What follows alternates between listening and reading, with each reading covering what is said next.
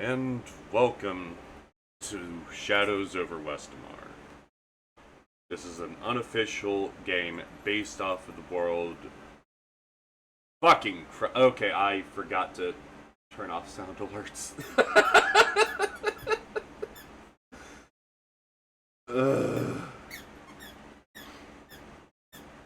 And now we have Daisy playing with her toy. I try to be somewhat professional, and I get jump scared by fucking Pokemon sound effect.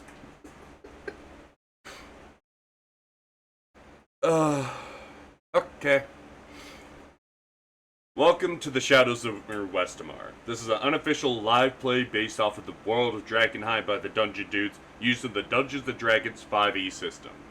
I am Ziggy, your showrunner, and I'm pleased to be here with Alhana.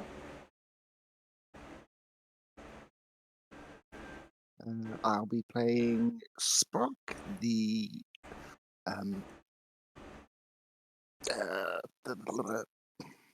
Spock, the Haze Rager Barbarian. Moose. What's up? I'm playing Hunter's Moon, the human reborn Twilight Domain cleric monk. And Timmy. Hello, I'm Timmy. I'm playing as Bastille, or is Elena She, Arcane Hand Monk. And we are continuing our session after our very egregious OBS issues from last session. We are considering that session largely largely unimportant. It's not going to be uploaded anywhere. The only thing you really need to know from there is that we're in the wrong chat, by the way.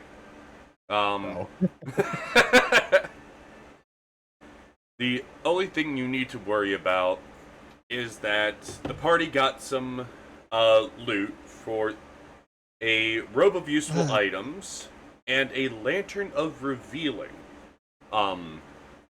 I do not know if I actually rolled or picked out the items for the robe of useful items for this group, but we will consider that an issue for later. Largely because it's been a bit of a hectic week. And because I'm a slave to ADHD at work, I figured I'd try a attempt at an actual intro that I will work out where the fuck it goes in time. But Drakenheim has fallen. The once shining capital of Westemar was devastated by unholy fire from the stars. 15 years later, adventurers, soldiers, priests, and cutthroats swarmed the city, seeking riches, renown, and revelation within the ruins.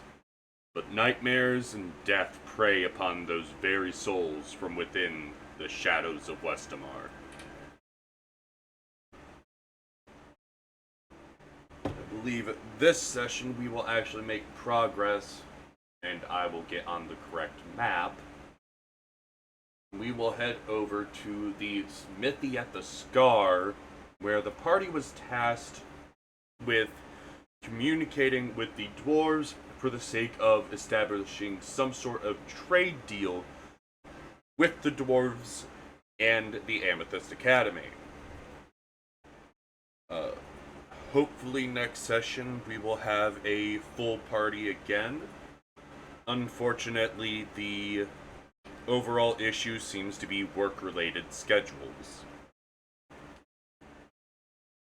And if anyone can hear the sound coming from my wife playing Final Fantasy in the background, please let me know. I'm sure she'd be willing to work with me on something on that. I can't hear anything. She's pretty good at keeping the volume down. Although you may hear her say shit, fuck, wait, no, and etc. when she's doing raids. Possibly the occasional witch's cackle. No, I don't think she's going to be cackling today. I think she's watching some pretty chill stuff while she plays. She's just getting ready for the new expansion. Let me go into Do Not Disturb mode because I'm tired of getting notifications about someone else's Twitter drama while I'm running Dungeons and Dragons. Meh.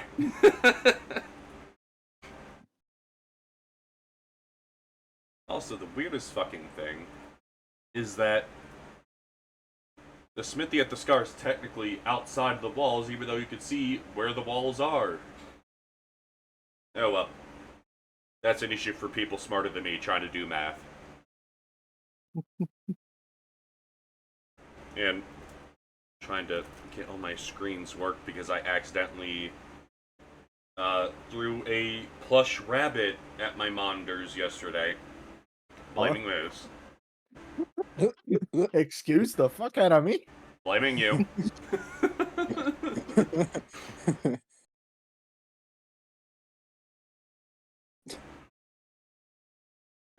That's it. I'm officially going Mike Tyson on your Jake Paul looking ass. No, that would be threatening if you were, threatening. But I know what your bedroom looks like. Nah, I'm pissed off. You know nothing. I have been in your bedroom, Moose. Yeah, and it's changed since you've been there. Your point being, you still can't even have the still can't get the strength to keep your fucking disc plates on the wall. That's because I fucked the That's magnets because up. It's a skill issue. Fuck you.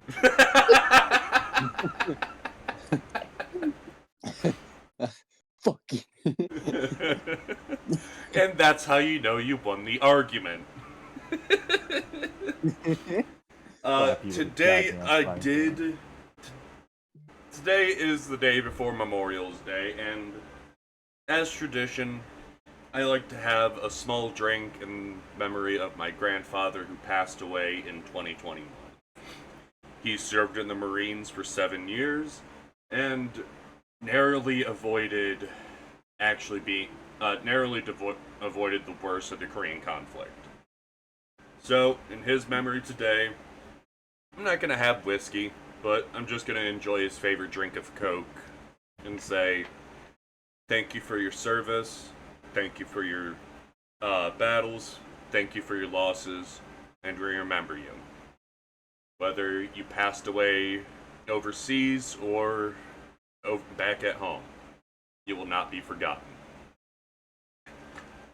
Hear, hear. Yeah. Yes, sir. That was the flattest fucking Coke I've ever drank. Okay, I got beer. Okay. Well, time to make that Coke Irish. No, the Coke is gone. We have a new 2-liter downstairs, but also, sorry if we have some issues. We have a rather large storm coming in, and I fear that my dog is going to be the biggest issue rather than electrical or connection problems. The mascot is never an issue. She is cuddling at my feet in her bed, and she keeps pawing at the cords. She's trying to get the cords out of her bed. No game, you play with me. She doesn't want playtime. She wants to hide. And if we could manage to get her blanket down there without it being an electrical hazard, I would. Anyways, we are heading towards the Smithy at the Scar, and to get there, each of you is going to have to make a Constitution save while navigating the haze. Due to the fact that Sprock has lived in Drakenheim for some time, we're just going to head and forego the survival check to get there, because you already dealt with 3 fucking random encounters trying to get there last session. My balls are still crispy. So go ahead and give me a round of Constitution saves. Yeah. Alright, you all managed to pass. Let's see if Ericos saves. He does not. Oh, you poor little bastard. You want jerky, buddy. I was about to say, not the munchie. But So that's the second level of contamination for him, and he has to roll a d6. Oh. Oh. Alright, he passes, but contamination level 2 is when things start getting a little fun. His hit Oh, points yeah. regained by expending hit dice is halved. Ah. Aha. I'm Yes. glad you You do Glad manage to you get there, and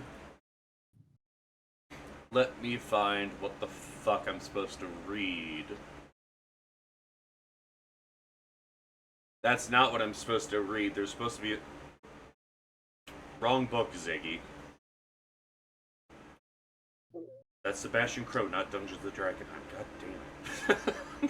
I promise I've done this before. Still blaming Moose. Sure. Alright, we're gonna drag you over to the smithy. Yay. I just put your tokens on there for the sake of having something there, and you should be able to see everything. Big black fucking square. What the fuck?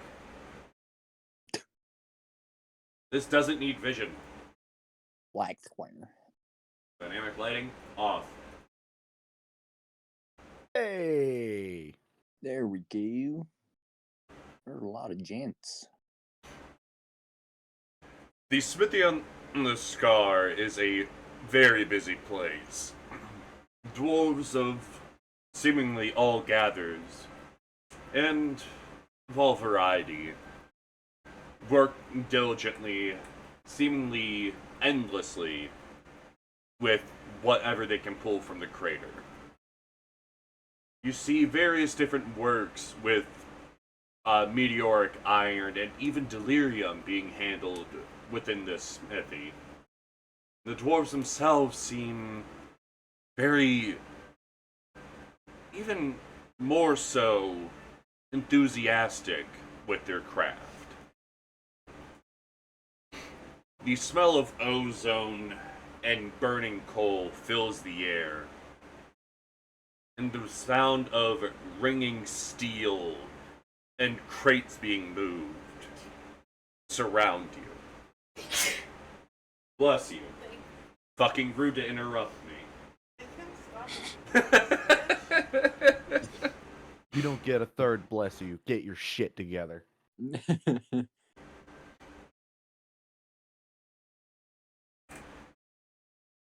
As you approach the smithy, two dwarves, two male dwarves approach you and say, "Oi, what business you have here?" We're on an we're on an errand from River of the Amethyst Academy. We're here to discuss a trading deal. You have any proof of it, or are you just flapping your gums? Hunter's Moon reaches into his cloak and pulls out the letter that River gave to him and shows it to the dwarf. He takes it, inspects for a couple seconds, then his brother casts a spell over it, or specifically over the seal, and says, "Alright, you can come up, we can talk to you."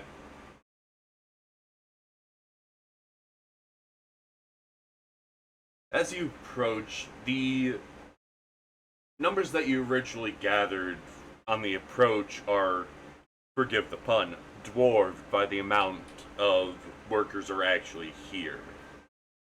It seems that the smithy is only but a part of almost a small community that they built along the rim heading into the crater. And while the pathway heading down isn't necessarily inhabited, it's nonetheless occupied by workstations and small caches of supplies.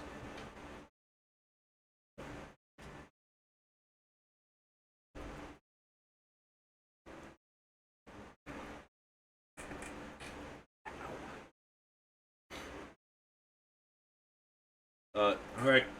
So, saying you want to work with us for the academy, eh? That is correct. And what do you have to offer?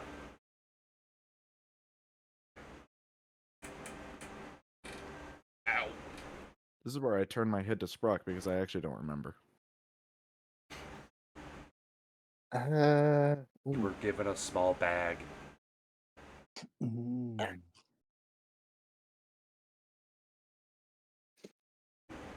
Who Oh, has- yeah. Yes, the bag. The bag. Hand it over. I hand the bag over. I present it. He takes the bag out of your hands and tosses it over to another dwarf who opens it up, and you see a small light shining from the inside of it, and it almost, you know how it looks when water reflects, or how light reflects off of water onto the surface in like a swimming pool? No, Mhm. yeah. It looks almost like that, but the light's coming from the bag and shining onto his face. Ooh. He he puts a couple fingers in, and you hear the rustling of. You would almost assume that it's some kind of stone, and then you see his hand going deeper and deeper, and his entire forearm gets into this small bag that you could hold in the palm of your hand, and he pulls out another scroll. After a couple moments of reading it over, it says, "You in contact with your employer?" I believe that we have a sending stone. You may want to tell them this. We can't sign any contract with the Academy until we sever the ties with the other. This letter says you want an exclusive contract with us. Who else are you in business with? The damnable Queen of Thieves has us under her heel. We work with the Hooded Lanterns too, but it's more of a casual trade.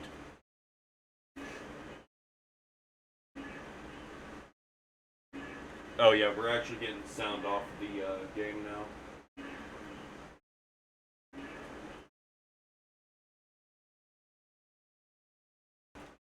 Alright, fix that. I didn't expect that to be that loud.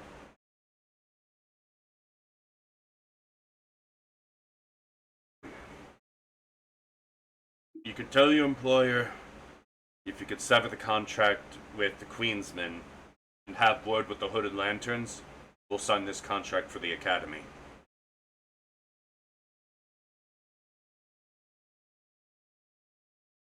All right, very well.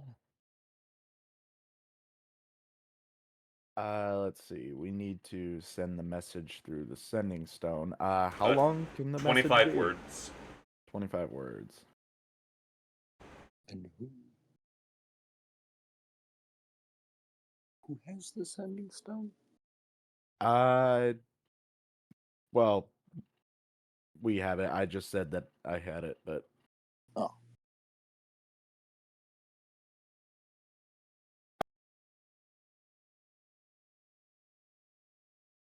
25 words.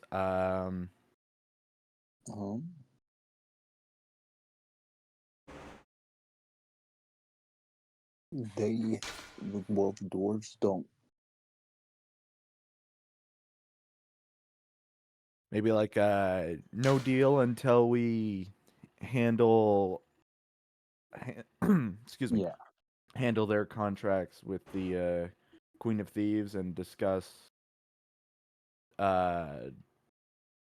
Discuss with the ending Hooded Lanterns.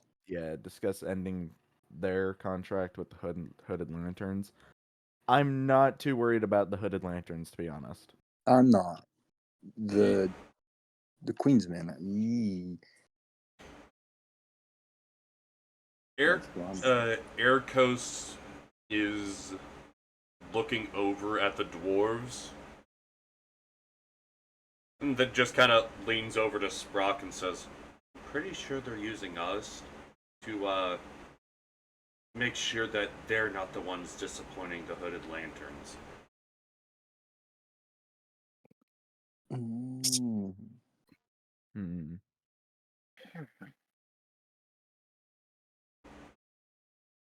So,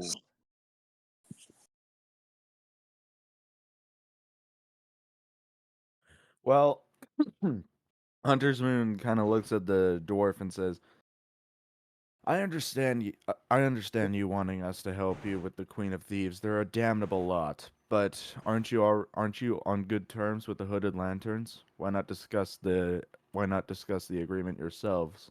You all seem capable enough of that. I believe the correct terms are diplomacy is not our strong suit. The last time we had a disappointment like this, we had to pay a blood tithe.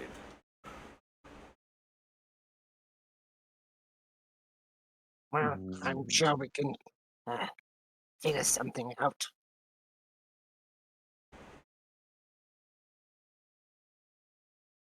I'm sure we can help you with that. All right, so what are the exact words that we're going to be sending through this sending stone here? 25 words or less. 25 words. So I like the first part. Okay, no. Oh, hold up. But the ending might need to change a little. See, this is why I love the sending spell in Sending Stones, because they themselves can stump players for a good amount of time, giving the DM time to think and plan. Because these little assholes have to figure out their entire message and shrink it down to a concise enough part to fit within the constraints of a spell.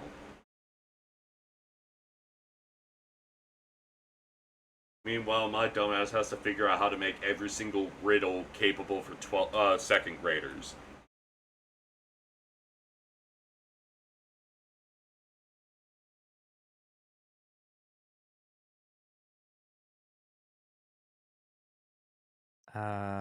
Hmm. Yes, the overactive chat bar of how many words is that?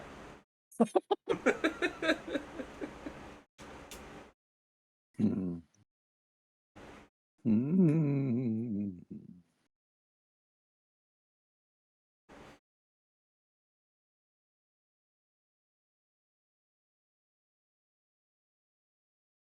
Trying to think. Yeah, I'm trying to think of the last part of this message. Well, that's 21. We have to do a job for the contract with and deal with the hooded. Yeah, I that's like pretty much what I was gonna type out. I like Essentially, yeah, I like that. yeah, I like that one. That's what you want to send to River? Yep. Yeah. Yeah.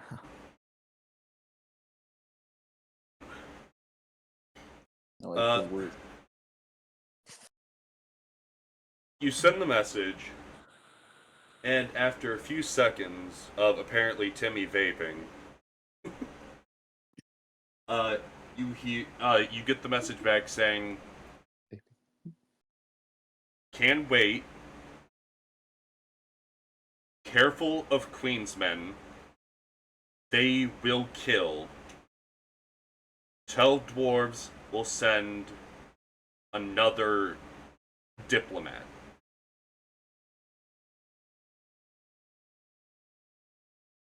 Okay.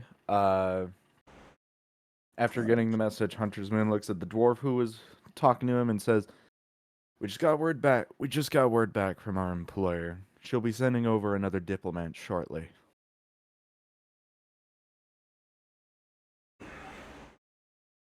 I believe it's safe to assume they'll be wearing those fancy robes. That is a safe bet.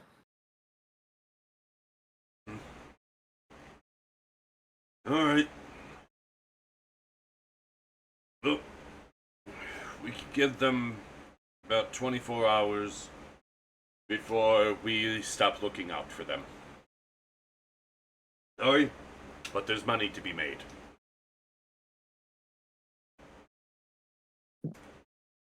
The question ultimately is, what is the party going to deal with first? I would kind of like to get the hard part out of the way and just go for the Queensman. I was thinking that too. I'd like to go to the Queen's Men, get the hard part, and then deal with the Hooded Lanterns after. Yeah, because we're on good terms with the Hooded Lanterns, Yeah. all things considered. We've helped them a little, and yeah, I think that could wait.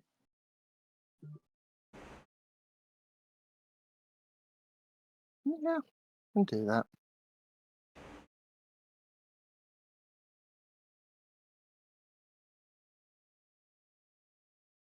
Ow.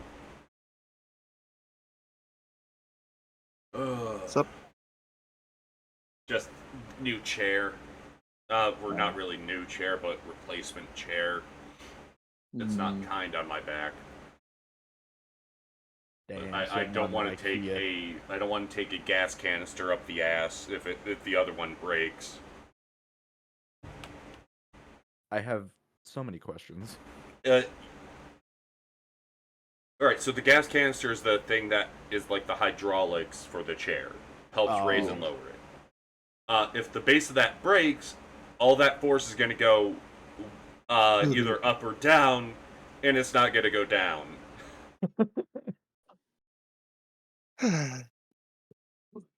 So I'm starting to save up for a new chair. Alright, so how do you want to go about that? Are you going to try to gain more information? Are you just going to try to march up to the next Queensman and punch him in the face, or what's up? Because with this group, I could see it going multiple ways. Well, I go ahead, Timmy. I was going to say, like, try to find information about them first. Yeah.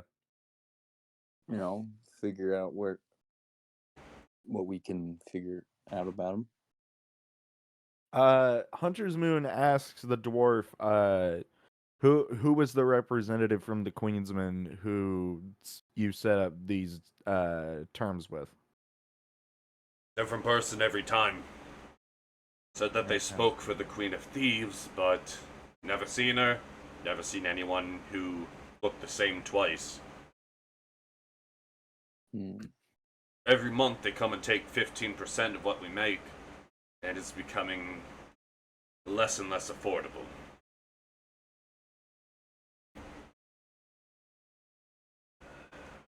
How would you prefer we deal with this? Unfortunately, I think that even if you deal with the broker, they're just going to come back and try to force us back in.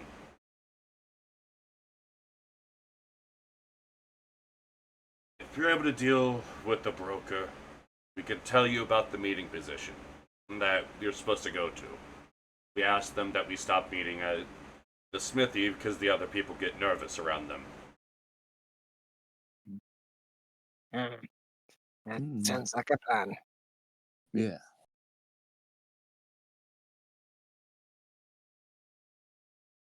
Very good then.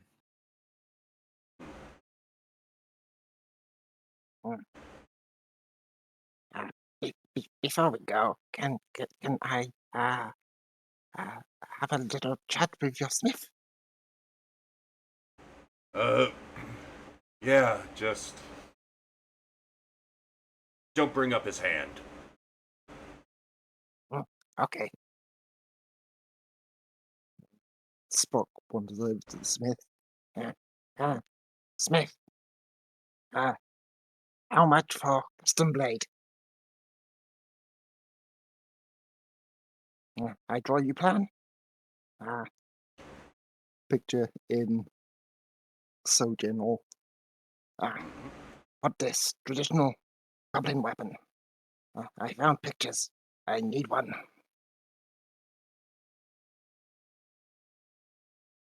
Oh, it's like a short sword with a little bit of extra stuff? Yeah.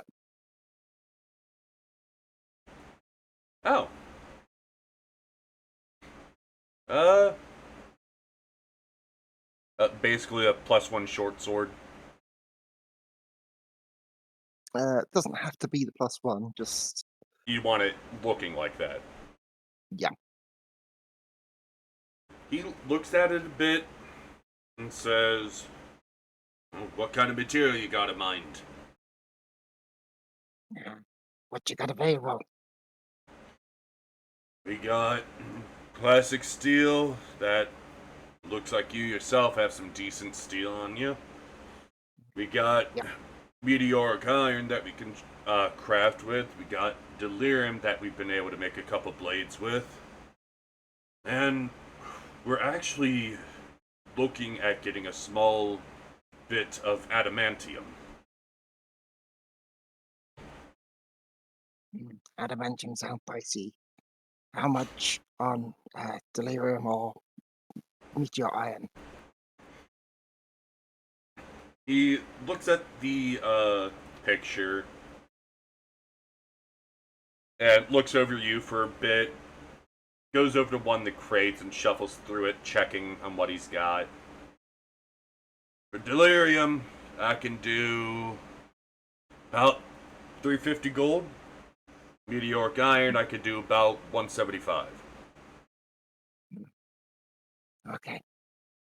So got price. You got plan. I will be back when I have the money.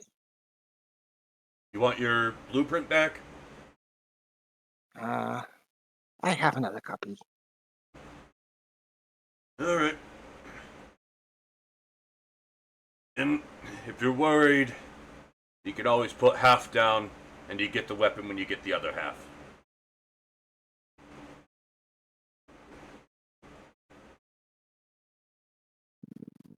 I've only got 63 gold at the moment, so I don't think I could even do that. He's got to do his advertisement. Hmm. Sponsored by Great Shadow Legends. Fuck no.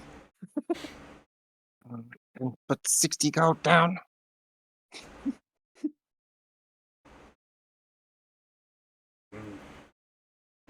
I could start on it and just hold on to it for you until then. Sounds good. Thank you. If you do a good job and it works well, I might look for upgrade for Horse Chopper too. You see him take out a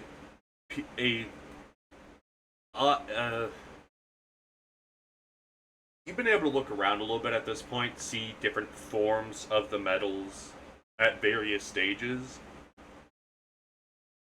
And you're almost certain that he takes a chunk of metal out that looks like a plate mail chess piece that was just crushed. And he tosses it into the crucible. Fair enough.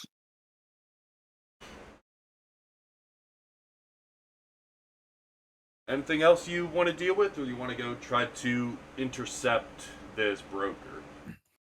I'll ask the dwarf something. I walk up and show him a schematic for a couple of truncheons, which I'll send a picture. Yay for Discord making things easier. Walk up to the dwarf. Oh, give him the schematic and- basically metal collie sticks. yeah, pretty much. And just ask him, how much would you say two of those would cost made out of meteoric iron?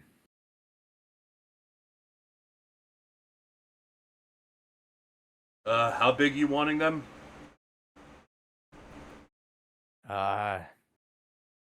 No more than maybe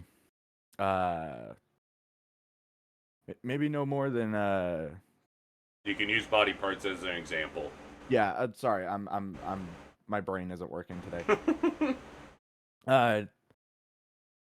Maybe a hair or two longer than my forearm.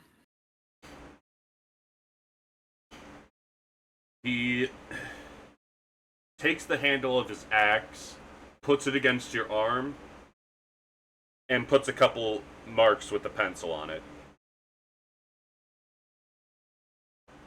Alright, looks at it, looks at the picture for a couple minutes. I can do 75 per stick. You're just asking for something solid, right? Nothing fancy, no magical doodads. Well, maybe perhaps once I have the funds, we can talk about converting the. Maybe we can discuss converting the 2 sticks into a larger quarterstaff. Something detachable. And Okay, something we Nightwing. Let's see what we can do. You bring the gold, I'll make just about anything.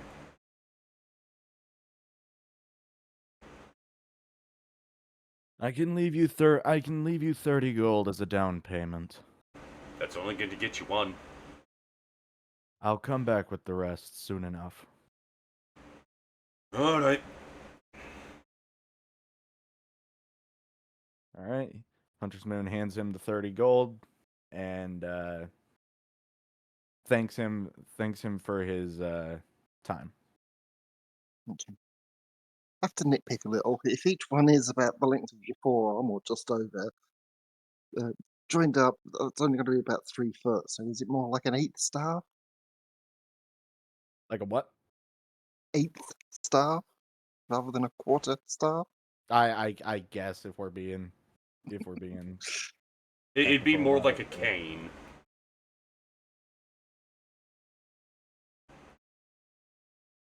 If Alfred decided to be Nightwing for a night. Yeah, just being facetiously nitpicky. If we don't bully our party members, are we really playing Dungeons & Dragons? Jimmy, you look unbullied this session. Don't worry. Timmy's got his coming soon.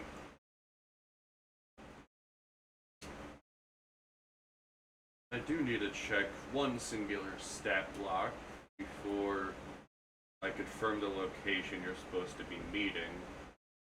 Because if I'm stupid, I could set up an accidental TPK again. And that's not good. That's not good. We're not going to go there. No. You are not ready for that one yet. No, that's a level 5 or so encounter. Not more stairs. Oh, it wasn't going to be stairs. Well, technically it could be stairs. Hellhound stairs. Actually, that's a good one to check too. What did you do? What did you do? Look what you did. Is Bastille looking for anything, or is Bastille just kind of waiting for the others to stop dicking around? At the moment, I'm waiting for them. I'm just thinking of what I can have, and I don't really have a lot of funds, so I'm good to go.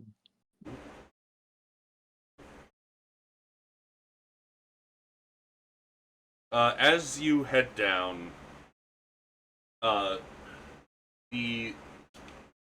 dwarf that you talked to about the deal holds out his hand and says, "If you come back, just ask for the Iron Helms."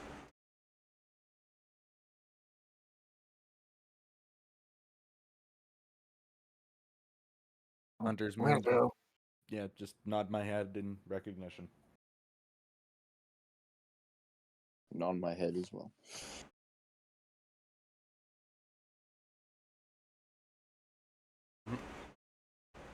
Alright, so he hands you a couple pieces of paper, one of which is it's basically a writ of confirmation stating that you were in fact there, you were in fact talking on the behalf of the Amethyst Academy, that you are awaiting another conversation. The other piece of paper seems to be a map that heads to a small chapel within the city.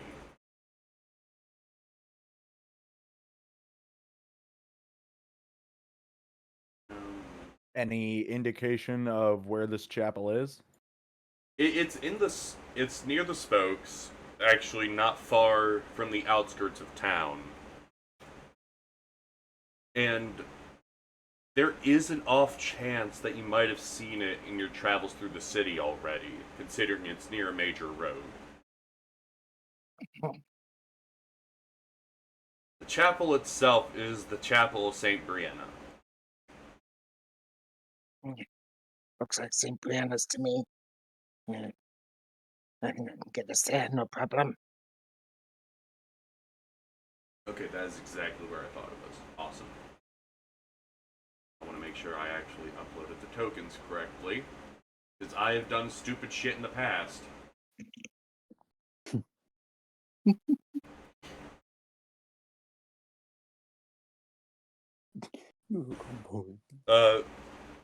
Reginald Ironhelm does say that the next meeting was supposed to be in about 2 days, but the dwarves have been known to leave a day or two early just to scope out the area and make sure it's safe before any meeting. You go there now, they might see someone new, you might get in contact with one of them. Just, if you feel unsafe, do not hesitate. They will kill you.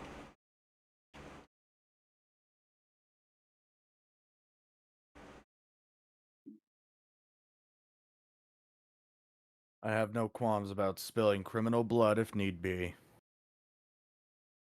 Thank you for the warning. We can handle this. He nods his head and says, "Alright, off with you. You're starting to distract them." Okay, let's move. Back to work. So you can actually look at the map now. You Yes. are actually, I'm sure you can see your Lord and Savior Daisy May. Mhm.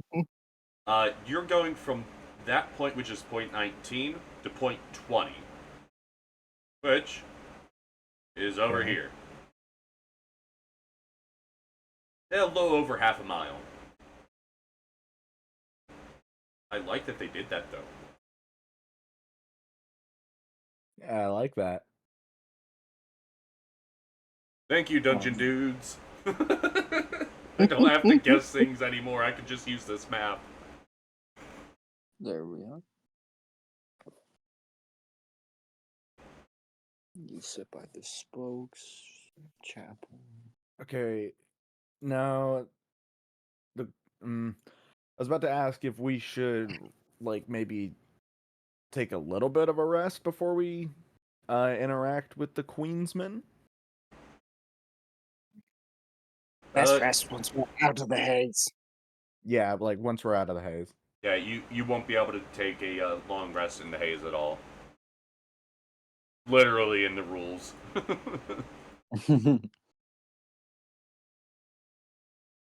So, Can you take it? another Constitution save to get out. Okay. Okay. And don't worry, as we go on, I'm going to have those saves a little bit less often. Alright. Everyone passes. Hopefully, Ericos passes. Oh, Just barely. buddy. Oh, buddy. No. He has a +3 in it, too. Jesus. Should have put... he's gonna have to take a feat for that later.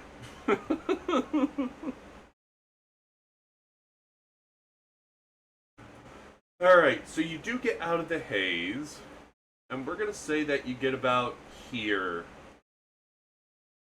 The question is, do you want to try to take a long rest, or are you gonna do with just a short rest?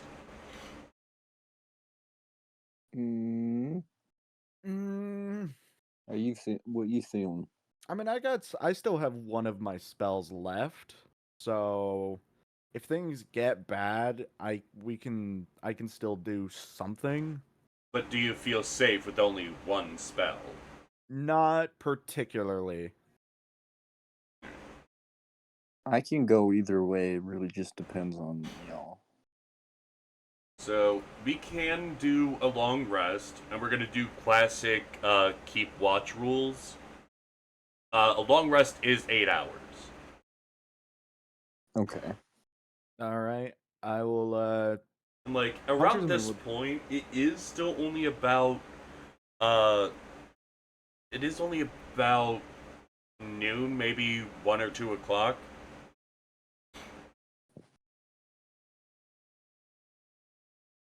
So the large question is, do you want to rest until night and then travel?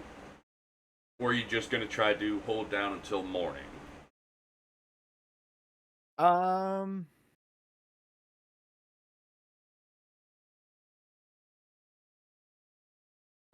I mean, Mm, bad shit can happen either way, but Right. I don't see a real big issue in waiting until night. I mean, how long did how long did the dwarves say that we had? They 2 said days. that, yeah, about 2 days. Okay. I don't see any harm in waiting Yeah. until morning. Yeah, realistically, the advantage of waiting a little long, or going as soon as you can, is to scout it out and make sure there's no traps. But that would Yeah. mean that you don't get your long rest. Right. And there could always be something bad happening while you're scouting everything out and you're already weakened. Well, Hunter's Moon can take a watch, no problem. He doesn't need to sleep. That's right.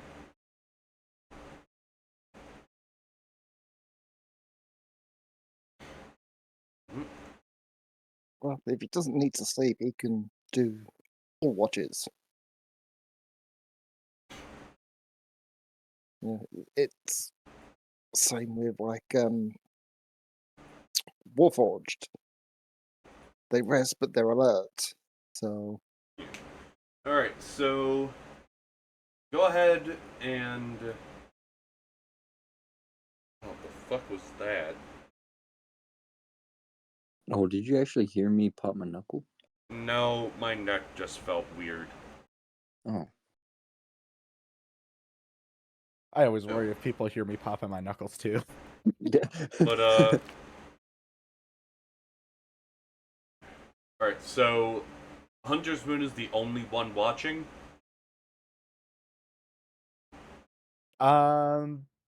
Seems like it. Yeah. I feel like the rest of the party needs the rest, especially you looking at Ericos. Yeah. He just bitterly looks at you, closes the door to the building you're in, and casts the alarm spell on the door. I'm gonna throw a rat at that door just to scare him.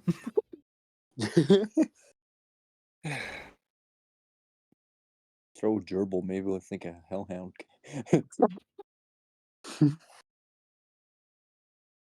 So, Moose, go ahead and give me 2d6. Okay, /R2d6. Oh. Okay. That doesn't bode well. Oh no.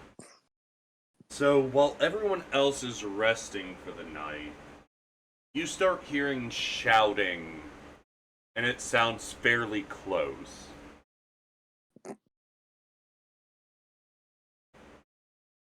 Hmm.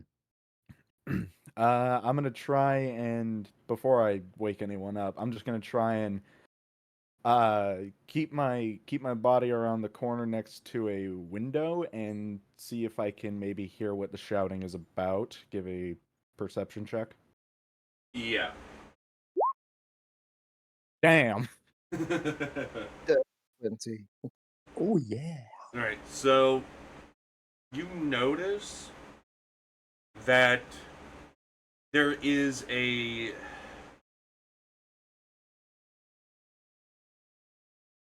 around this time, it is starting to become nightfall. It's around 6 o'clock, and the sun's starting to go down. You hear the shouting and look out, and out seems to be 3 men wearing some sort of red sash. And they are holding a elderly man at knife point. You hear the shouting, and you do hear the old man shouting for help. But, like, you could see the 2 men, but the bit that you make out that they're shouting, you get the distinct feeling that there's others there too. Hmm. Hmm. Can I make out? Uh, can I make out? What order these sashes belong to? You've can't get the fine detail, but you have seen the uh you remember back in the bar in Emberwood, you remember seeing a few of the men there wearing similar red sashes, and they had a symbol of a playing card on them. To recognize the card, you would have to give me a history check. I can do that. You do not know what it is. Hold up. I can do a thingy. Let's put that on there and slash R1D6. That's a Nice. 14. Ooh. You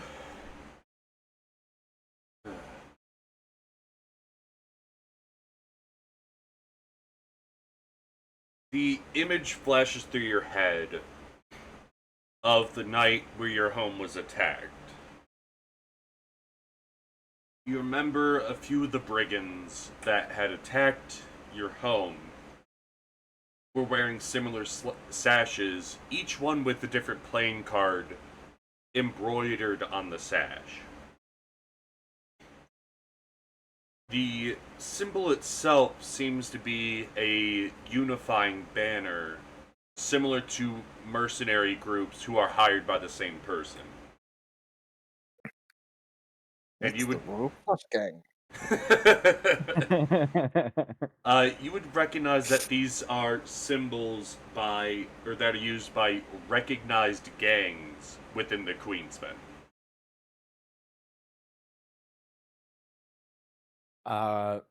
Okay. Hunter's Moon kind of just slinks away back from the door, his fists clenched, having that memory, and he walks over to Sprock and kind of just nudges him awake a little bit and says, "We got a problem." What? I can't see. I can't see what's going on. Quiet. Queensmen out. A gang of Queensmen outside. Looks like they're holding up an old man for ransom. Okay. Uh, Wanna wait bit still? I'll get Eric House. Yeah, we might be in for a fight here after all. Goes over, walks over to Bastille, kicks him square in the thigh. What do you want? Spock heads.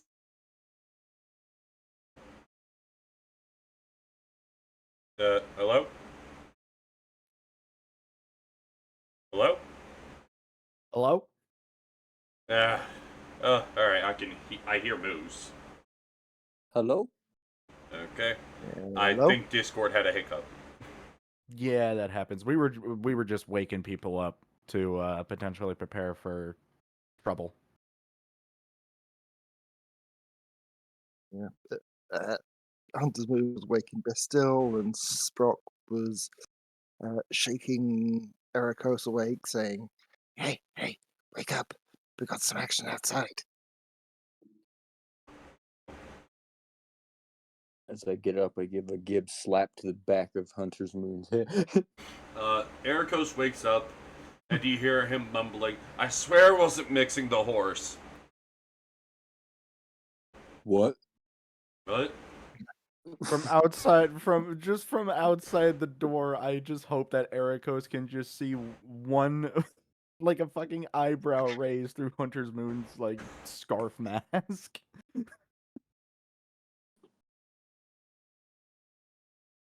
Okay. He gathers up his stuff, and you get the distinct impression that he knows he's in a hurry, but he's looking at all the vials he made during the rest, and he's like trying to pick out which one he wants to use. No, I don't want tentacles again. No, not that one. Okay, I'll take these 3. Okay, let's go. Okay. What's the situation? It appears that gang of Queensmen is holding up that old man for ransom, or maybe something he did wrong to make the Queen angry. Don't forget to hit the long rest button on your sheet.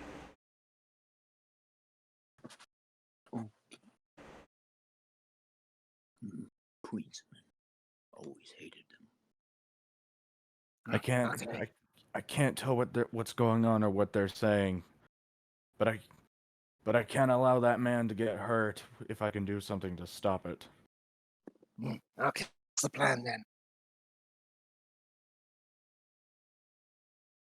then? I say that me and Bastille, I and Ericos keep a line of sight on the tree lines or behind the buildings. We're still in the city, but we'll keep an eye behind the buildings and around the surrounding area. And you try to defuse the situation. If it goes south, we will help you. Oh, okay. You get in position. I'll come out in 2 minutes. All right. Ready my weapon and follow follow Hunter's Man. I'm going to try and get as close as I can while maintaining my, cover, so that way I am not spotted. Keeping an eye out for anyone who's hiding around corners or just keeping watch. That'd be a stealth check. And Hunter's Man, you wanted us by you? You can be by me if you want. That's probably a good idea. Okay, I'll be around you, and I'll do a stealth check as well.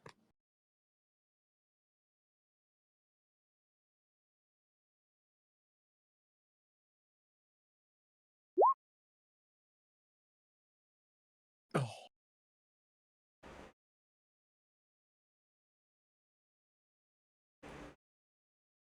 Alright, so Hunter's Moon is able to get, and I'll move the tokens. Able to get to about there. But don't worry, I'm gonna move everything in time. Well, we're still on the world map at the moment. I know. I wanted to set everything up so it was a little less clunky when I moved everything. And there we go. Because random encounters are fun. Totally don't slow things down, but they help with giving things. Okay, we're gonna get that ready. Actually, no. With that failed stealth check, we're just gonna say initiative. Alright. Okay. They're But cool. I am hidden, correct? Yes, Okay. and I also moved you up. The only one right now who is seen would be the still.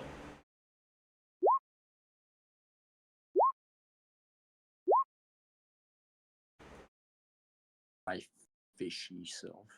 Gotta love that I'm able to use such simple things to fuck with my players, like time of day and old man.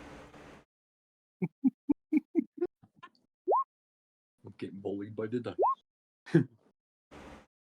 Get planned around nerd.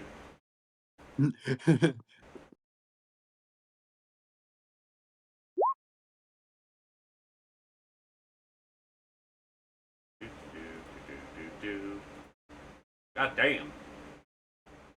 Damn. For once, things actually turned out in a way that makes sense. Alright, so Sprock is the first one able to react to the still just eating shit over a few rocks. And what he's fairly certain is a rat skull. I should have warned you about that banana peel. I'm sorry. We are number one. Damn you. Okie dokie.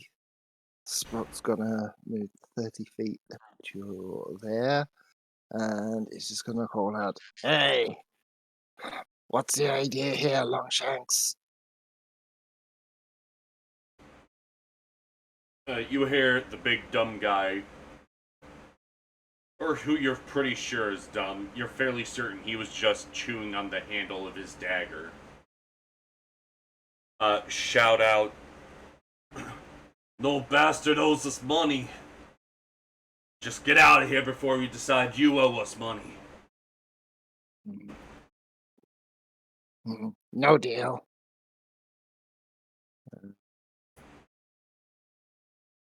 with that, Spock is just going to scream, go into rage, and I'm assuming it was this guy that Yeah. was shouting, and chuck a javelin at him. Oh boy.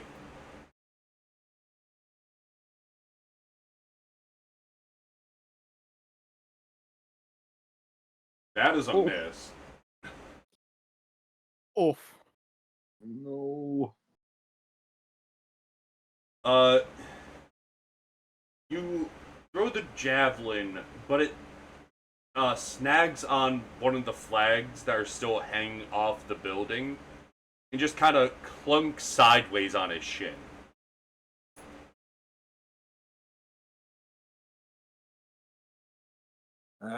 Get out of here before I get mad. Oh no, the wee little man's gonna get mad.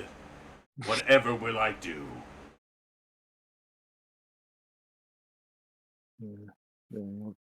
Take the horse chopper from his back and bring it to bear, and that's where I'll have to end my turn. Alrighty, Hunter's Moon. All right. Hunter's Moon is going to sneak around through here, and he is going to cast Sleep. Oh. Ooh. How much HP? 5d8. 5d8. Okay, roll. Okay, so I'll cast that, and then /R 5d8. It's there, 21 hit points of creatures. Uh, none of Oh, them. it just are, says that. None of them are under 21.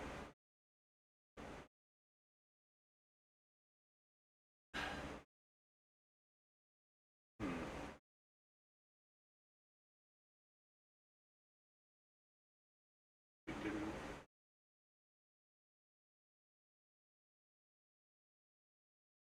Alrighty, so this is what I'm gonna do. Personally, I like encouraging roleplay even in combat, so we're gonna do this. Alright, so as you cast this, does it say that it targets individuals or it's just affecting creatures within range? You prioritize a certain amount, but it does not say target individuals. It's creatures within 20 feet of a point you choose within range. Alright, so as the spell goes off, you see 4 ratlings just fall off of the ceiling from behind these people asleep.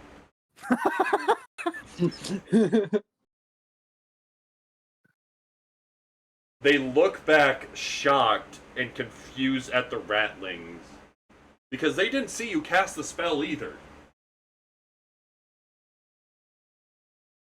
They're very confused because these rats just fell from the fucking sky.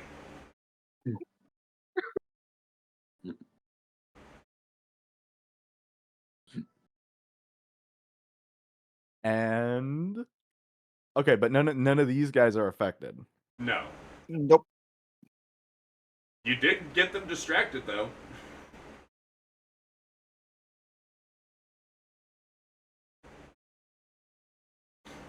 And sometimes distraction's all you need.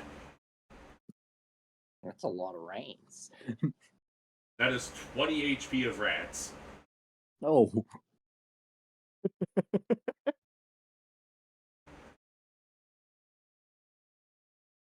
Now, I do have to roll to see how much bludgeoning damage each takes. Oh god, they're just gonna fall off the bed and die. That's 1d6 per 10 feet, right? Yeah. We're gonna do 4d6 and assigned individually. That's 3 dead rats immediately.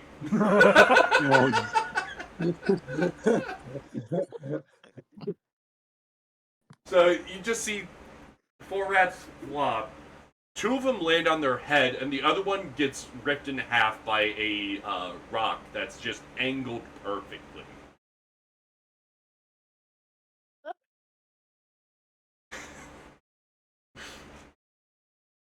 My god.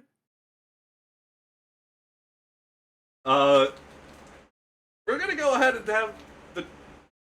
Because of this, we're gonna have that spy make a wisdom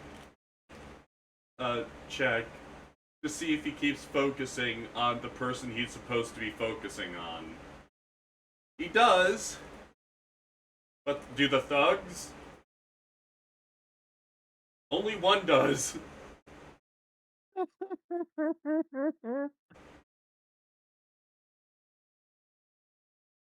Okay, so who's focusing on the rat? The one I marked. Or, the one I marked. I'll make it purple. I'll make it purple, it's easier to see. Okay. I can love this shit. Oh god. Task failed successfully. It still somewhat worked. I didn't think this could be an offensive spell. Okay, and then ooh.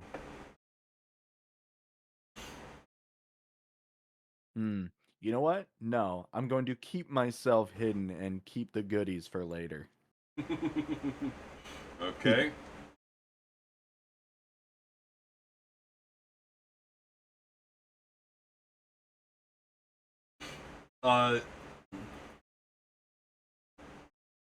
This one, he's a taller man, and while you can't really see details of his face from behind the mask, you do see that he has bright whitish blonde hair. And he's just gonna hold his arms out for a brief second as he slowly approaches towards Sprock. saying, "No, no. We could do this the smart way. You walk away, and I don't kill you." Unfortunately, you kind of played your hand already, and shoots a crossbow at Sprock for 15, which is a miss. Yep. That's what he gets for trying to be slick.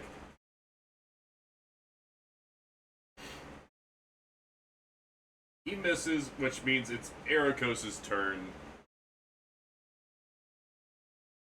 Ericos, do you have... What's the range on that? 60 feet.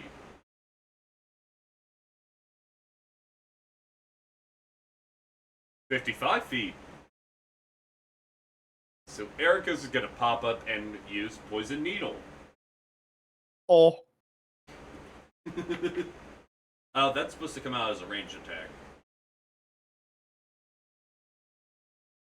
There we go, and that's a miss. God How damn do it, you roll- Ericos. He rolled 4 twice. Ah. You know what? It's not a crit fail. He didn't accidentally shoot his teammate. Oh, Hana.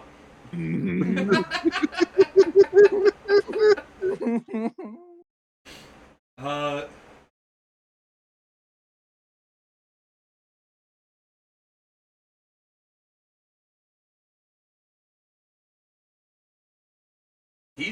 he missed, so he's gonna come out and he actually has to spend a spell slot. He's gonna spend a first level spell slot.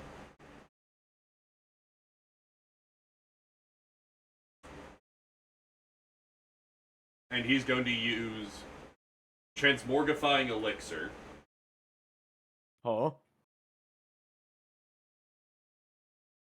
He becomes large instead of... And yes, I'm going to make an extra token for him for the effects of this elixir. He gets all of that.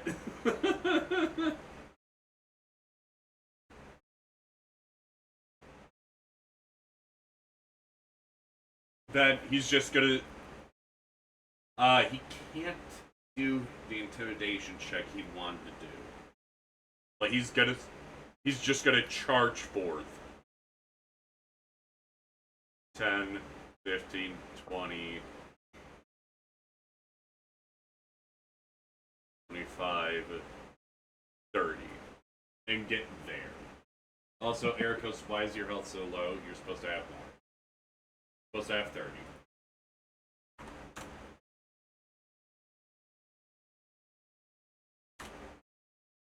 That's why.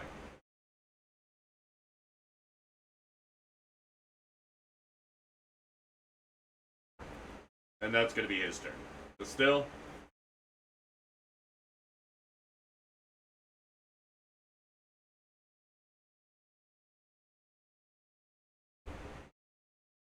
Alrighty.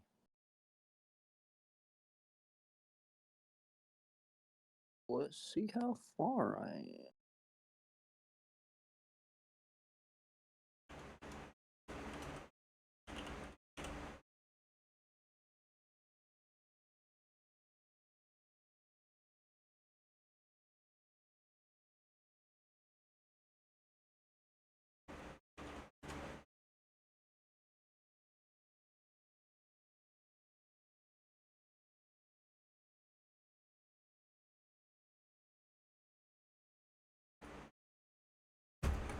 oh,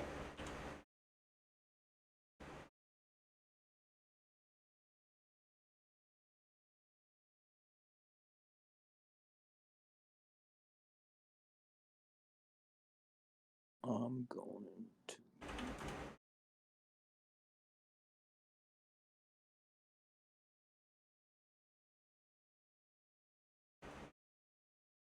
bear with me. I'm trying to move my character.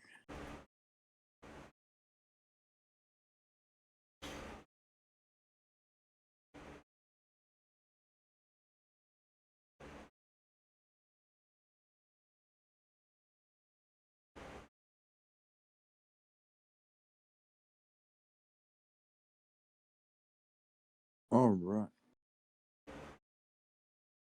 I'm going to copy Ericos and try to poison needle this guy. Ready?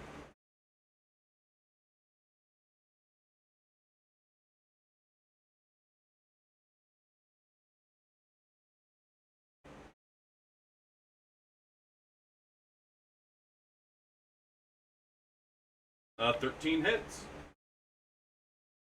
Yeah, boy.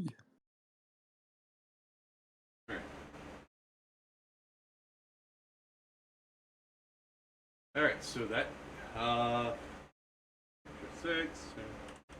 Here we go. He's struck by it, and he's looking very confused on why he just hit him with a pencil.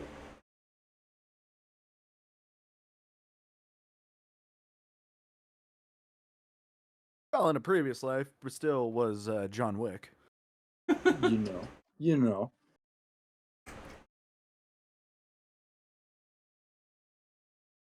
Want money? You gotta pay in blood. At the end of your turn? That's the end of my turn. Alright. The Commodore's kind of pissing himself because he doesn't know what the fuck's going on, and he's just gonna kind of slump to the ground crying. This guy is going to put a boot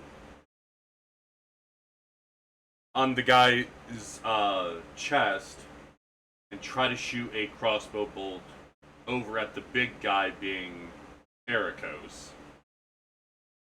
And missing. How do you miss something that big? Oh, you fucking stupid! Came hit a broadside of a barn. Or a broadside of Ericos. He is still confused and stunned for a second because he's looking at the 3 dead rats and 1 slowly dying. This one is taking the challenge and is going to be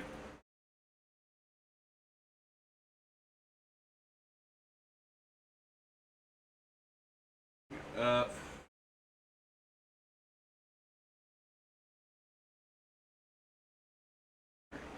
10, 15, 20, 25.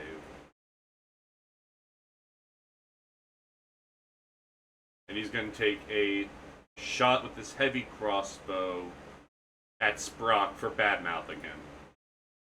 That's a miss. How are you fucks missing everything? And somehow the guy with 1 initiative somehow is more aware of what's happening than the guy who decided to get distracted by dead rats. 25. And he's gonna take a shot at the big guy. And crit fails! God damn! This is the saddest bunch of thugs I have ever fucking seen in my life. How? How are you this pathetic? The ridiculous 6. Oh my fucking god. Okay, you know what? Fuck you. You get carded. You sad bitch. Fumble card. Bo. Fuck you. What D12 That are you? bitch fumbled. 11. He fucking trips and drops his crossbow, and it slides 10 feet from him. Oh, It literally slides under Ericos' boot.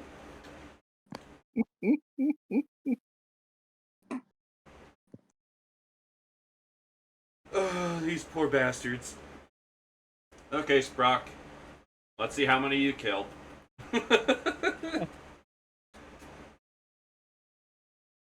Okay. Sprout comes up. Yeah, on the guy that he's been conversing with. Reckless attack. 18 hits.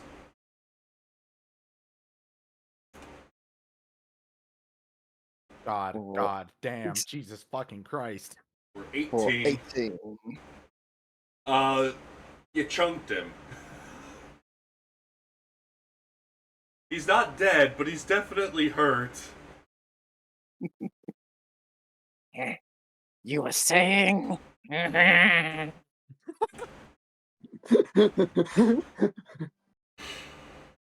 Fucking Christ.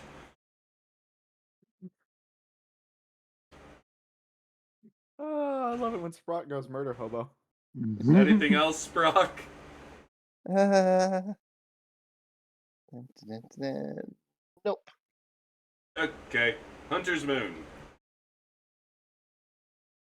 Okay, so hold on, let me read this thing real quick.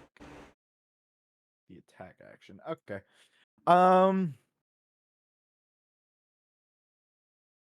Fuck yeah. Hunter's Moon is going to just blindly rush out over here over towards this guy. And as he's running over, he's going to throw he's going to throw a shuriken at him. Alright. That is a hit.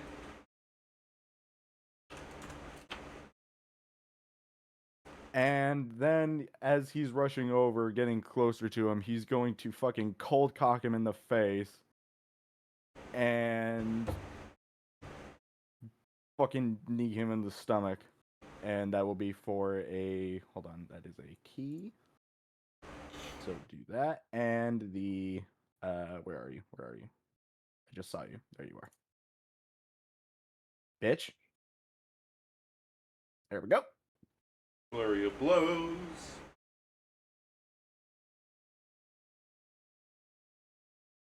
And I can use my cestus for this, right?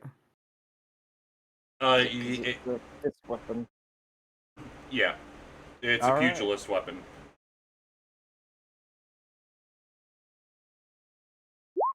Ah, didn't mean to do that. And one more. 9 probably doesn't hit. Yeah, that probably doesn't hit. Yeah, for creatures that roll a die when they make unarmed strikes, such as the monk or tavern brawler fighter, the size of the damage die is increased by 1. When they make unarmed strikes with hand weapons, with the hand equipped with the weapon that has this property. So, yeah. So you do D6 instead. Yep. Alright. The 9 misses, right? Yeah. Okay, after he punches this guy square in the fucking jaw, he looks at him with pure anger in his eyes and says, "You still have the chance to call this off and leave the old man alone. You either wipe away his debt right here or we kill all of you now." They got the number, so give me an intimidation at disadvantage. Okay. 16. You know what? I'll even throw this in because I feel like having fun. Okay. 8, So 18. okay, he has to make a wisdom save against that. And he fails. The question is... So... You get the distinct impression that he's saying this shit's not worth it. And he's already stumbling to leave. The question is, are the others?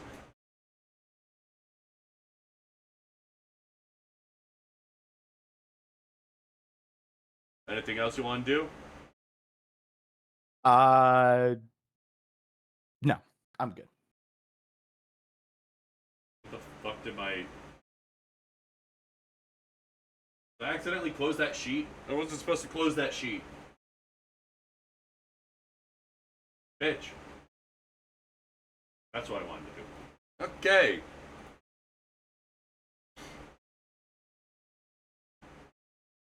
That's Thug. I need this one.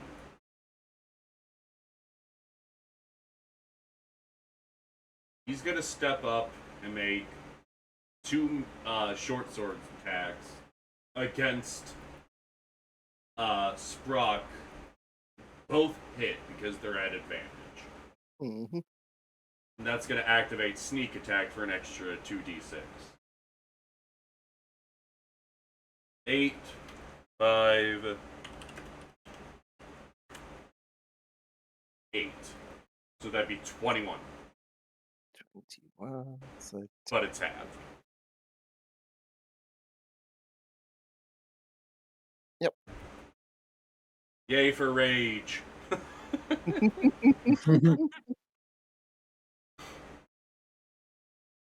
So that means Ericos is gonna come up and use his big meaty fist to punch the guy that just attacked his friend. 18 Meaty fist. Meaty fist. and 15. For so my god! Oh my god! So the first hit knocks it. The first hit comes down on top of his shoulder, and you hear the distinct sound of his clavicle breaking. He falls to the ground. Then Ericos just comes up with an uppercut, and you just see his head snap back. Hear another crack, and he goes back about 10 feet. And his jaw is just hanging on with a bit of meat. Come on. Damn. Ah. Ericos, where can I get one of those? That's just a level 3 apothecary feature, by the way. God dang. It swaps your intelligence and your strength score for the sake of this ability. So for the sake of it, I'm just having it use his intelligence score My god. for the attack, which is a lovely +4. God damn, Ericos is doing his mighty fine impression of a bull goat. Jesus. Yeah, it's 1d10 plus your intelligence mod plus the number of levels you have in apothecary. Oh. Oh, that's harassment at this point. Jesus. So the first one was max damage.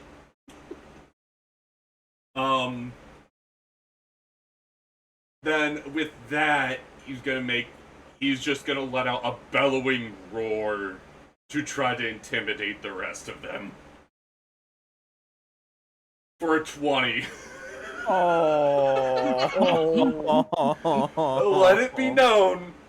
Yeah. Let it be known. I'm not fudging these rolls.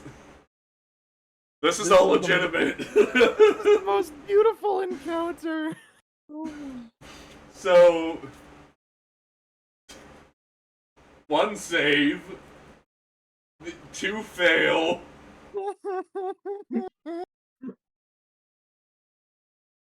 But the one that saved was this bastard over here because he's too distracted by the fucking rat. I love this. Oh my god. Okay, but still. Alright. I'm gonna do Fury of Blows.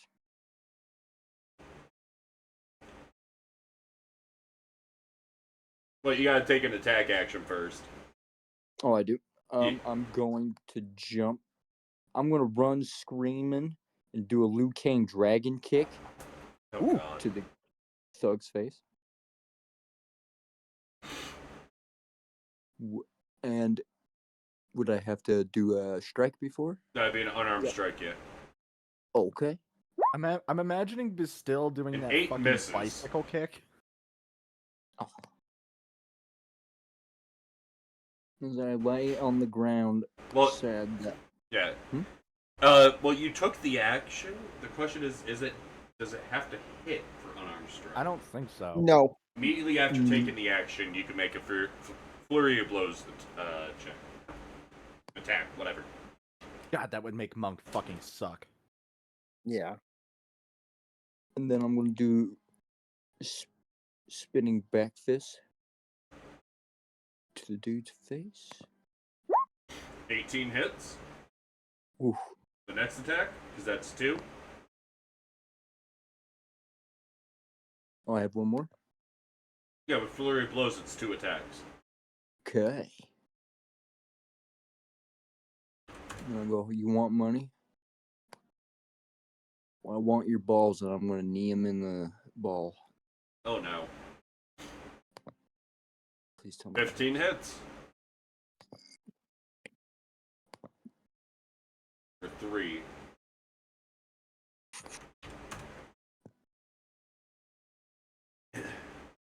You do get a hit in between his legs, and you hear a little bit of a soggy crack. Oh, Why is it a soggy crack? I want to know why. The question is, do you really want to know why it's soggy? No, I don't. Is that the end of your turn? Yeah. Okay. The commoner is still kind of shitting himself, very confused, because there's a loud man who just thunder punched a man in the jaw. He's very confused, so he's just gonna do what he's been doing and stay there out of fear. Then this spy's gonna start running. He's actually going to cunning action dash to leave. You little bitch. That's dash, not disengage. Oh, I might still be able to. Oh, I still might be able to hit you. Yeah, you could take an attack of opportunity. But he just saw someone lose his shit. fucking jaw. So he just wants to leave. I'm attacking of opportunity that guy. Fuck you. Okay. It has to be 7 misses.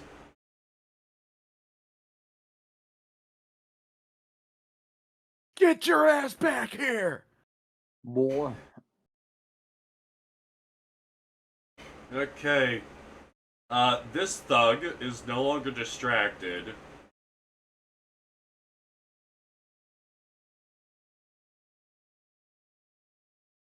He's looking at the rat. Here's shouting. He's gonna do what he thinks is smart and take its attack against the fucking rat with advantage because it's prone. Killing the rat. They come out saying, "What the fuck is all this noise?" before seeing his friend dead. And the other two shitting themselves.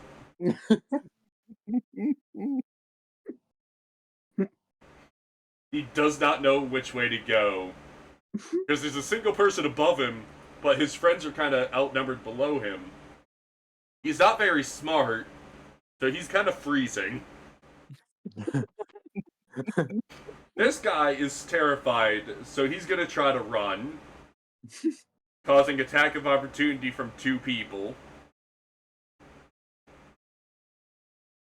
That beat Well, you're dead. That'd be that would be Bastille and Sprock. Oh, I'm gonna hit you. 15 for 15. Sprock brings Horse Chopper down right along his spine. Oh. And it drops him to the ground.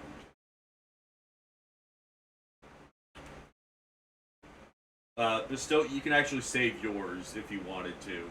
Yeah. Okay. Because he's very dead. Last guy is gonna bolt, causing attack of opportunity from Ericos. Oh. Oh no. Meaty Fist. 13 hits Oh.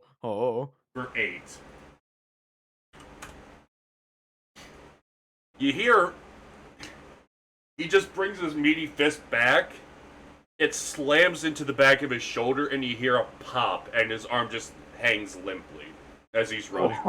15, 20, 25, 30. Damn. And then he's gonna take the dash action to get up here. You little pussy. Sprock! I'll chase you to the edge of the earth. Get back here, sucker! It's gonna move up and slash at that guy. Uh-huh.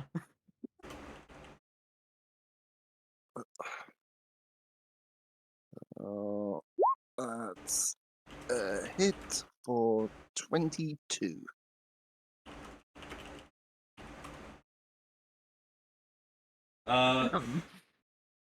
Against what? Against this poor bastard. Yeah?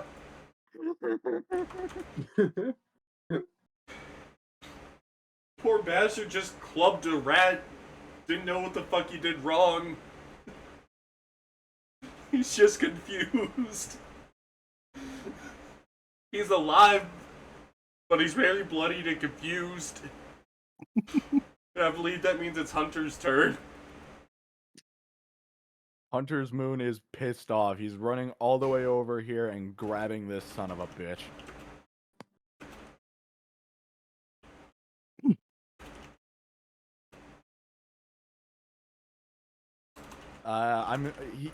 Hunter's Moon is very pissed off, running at this guy. He's gonna try and grapple this guy and throw him next to that stone That would fence be right there. that would be a athletics check versus his acrobatics. Okay, hold up. Let me expand my sheet a little bit. This is fine. He has to beat an 8. He somehow does not. You stupid little bitch. What are with these guys' rolls? What the fuck? Why are you the worst fucking henchman in the world? Keeping his hand on this guy's collar, Hunter's Moon looks back, looking at the guy running away, and he's gonna spend another key with Flurry of Blows. Okay, can that transfer over to my Shuriken? No. No, Ah, that would have been so funny. because you haven't grappled, it means you attack with advantage, but Yeah. only. You can only attack the person you grapple. Okay. So I'm gonna try my best. I'm going to try to not kill him. I mean, but I am going to. You can declare non-lethal damage. Yeah, I'm just gonna try and get him as low as I can without killing him. No, if you declare non-lethal damage, even if he drops to 0 HP, he's not dead. Okay, so yeah, I'm declaring non-lethal. I'm going to spend a key, and I'm going to Flurry of Blows again. And I'm just going to pulverize this guy's face. Okay. 24 hits. For 6. Okay, and 23 hits. 23.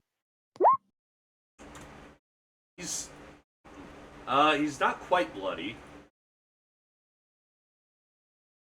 and I just look at him. I look at him, and through the hole in my scarf mask, he can see a almost pale glowing eye just fuming, and Hunter's Moon says, "You are not going anywhere."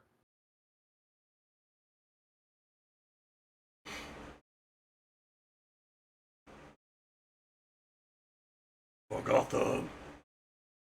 That Alright, so that the end of your turn? is the end of my turn. Ericos. Question is, how Wow. long does that transmogrifying elixir last? 1 minute. Plenty of time. 5, 10, 15. Big meaty fist. Big. Oh no. Uh-oh. Uh-oh. Oh, He just grabs the top of the thug's head and squeezes. Oh my. Damn.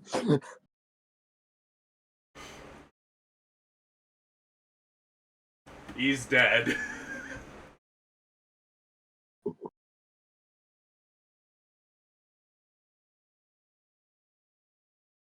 And he's just gonna walk up to the civilian and say, "Stay down."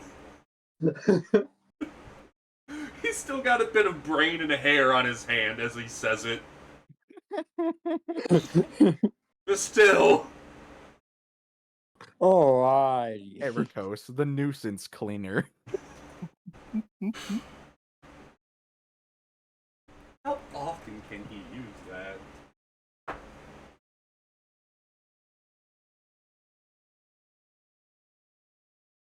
Oh, he can use it as much as he wants as long as he has spell slots.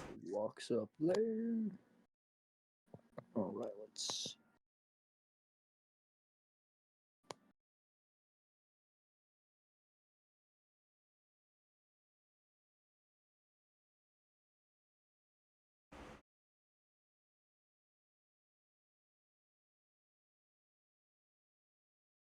Alright.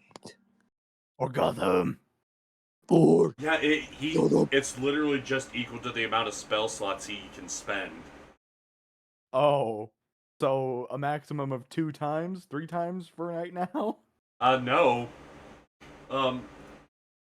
He has 4 first level slots and 2 second level slots. Oh, Jesus fucking Christ.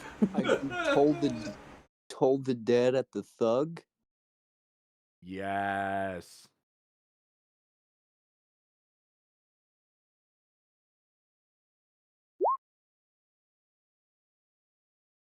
Okay.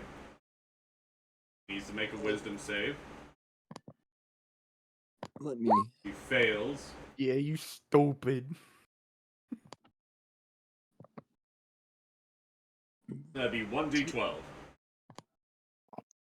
Oh, want me to roll Yeah. 1d12? Yeah, that's your damage. Okay.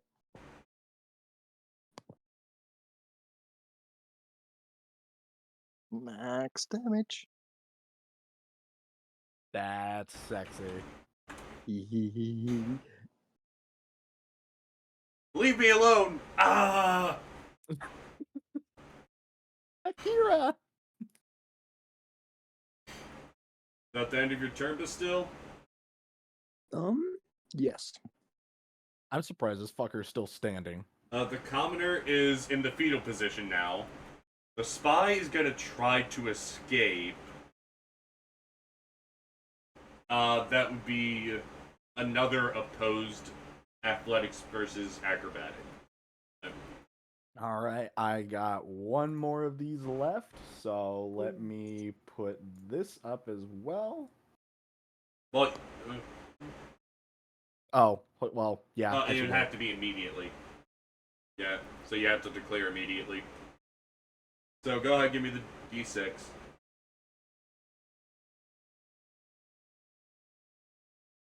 $11. 11. He passes. You little pussy! He is going to use the cunning action disengage, and then a normal dash action to get out of reach and turn a corner before you can catch up.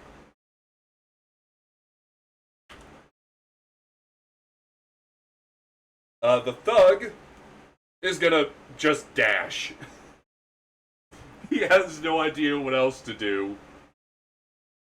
He's just peeling out. Fuck this shit, I'm out. In a bit of desperation, he throws his bag of gold behind and says, "Leave me alone." In the Halo announcer's voice, yoink.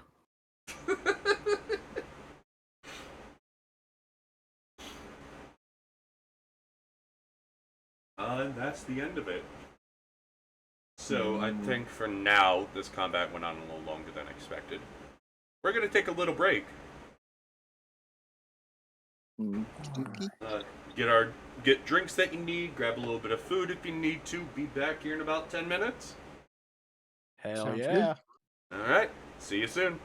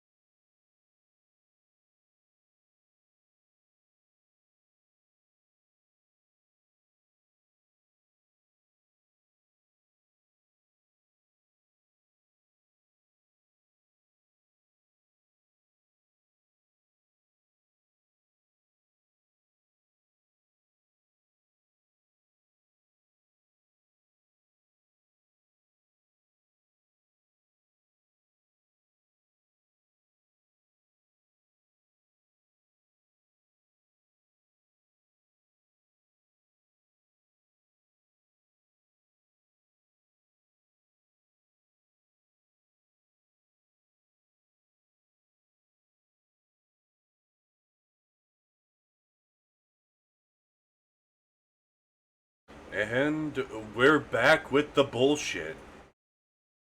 And wrong one. There we go. And this time we're not talking about the song by Magnolia Park. Moose loves that band now because of me. I do. I think I've listened to Candles like 15 times in the last 24 hours. All right, so do you want to talk to the commoner, or what are you doing?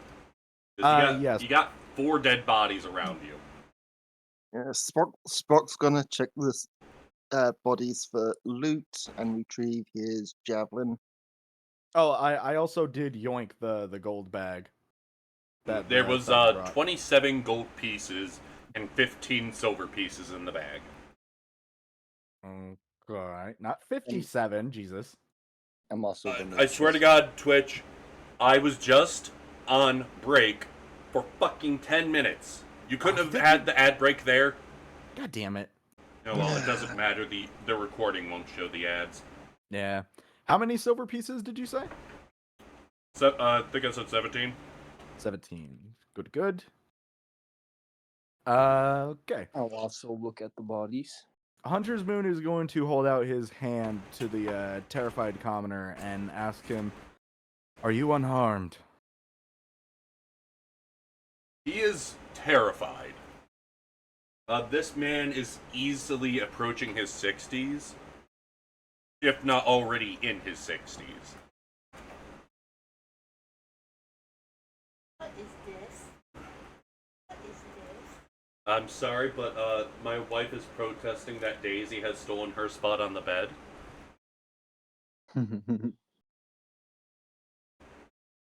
Hunter's Moon, in order to try and calm the man, kneels down, like squats down, and holding his cloak over his head, he removes his scarf mask, just for the man to see, and he says, "It's okay, traveler. You're safe now.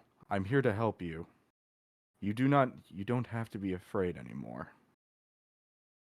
No, he You ran. beat- That's where I was gonna sit. These fucking two are plotting against.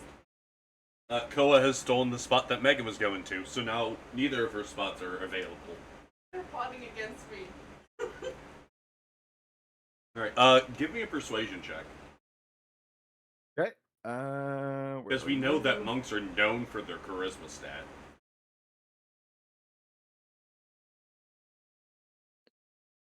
I do not have any more bonuses to add to that, sadly.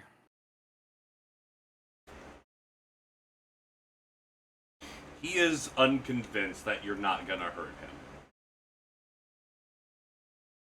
Hunter's Moon wraps the scarf around his face, lowers his cape, and sits next to the commoner, just in a unassuming, non-threatening way, and just he sits there next to him, looking at him, and says,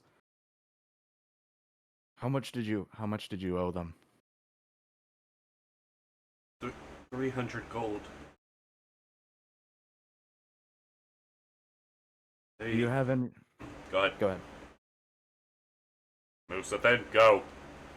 I was just gonna ask, do you have somewhere safe that you can stay? I was supposed to go to St. Selena's monastery.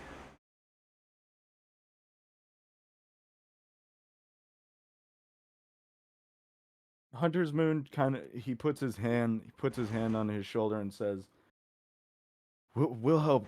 We will help you. Bleh, English, not my first language. We will help guide you there. I can assure you that you are protected." Let me drag us to the map so you can see where that is. So, Yeah, why is it always so zoomed in? St. Selena's is point 13. So, that's almost a mile.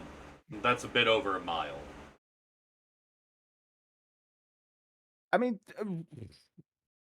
we didn't. I mean, we had that one cathedral we had to go to, but we could potentially find Queensman agents to speak to along our way there. Shit, we could probably run into those assholes again. Mm-hmm. But the question is, are you willing to miss this opportunity to confront the broker in order to help this man? Hmm. Probably not. Yeah. I Because think we should. from what you've gathered, you're supposed to be waiting at St. Brianna's chapel and waiting for the broker. And that was point what? You are... 20. Yeah, point 20. Okay. The guide, or the legend is in the bottom left of the page. Oh, okay. Yeah. My bad. Koa, fucking stop eating her food. Where's a sock so I can throw it at him? There's a sock. I mean, we can take him with us towards where we're meeting the broker and then send him on his way. Just kind of escort him to safety, and then we can tell him to make his way over to point 13. In order to get to point 13, you would have to go through Champion's Gate, though. Ooh. Yeah, because it's inside the walls. And Sprock would know how dangerous the walls are.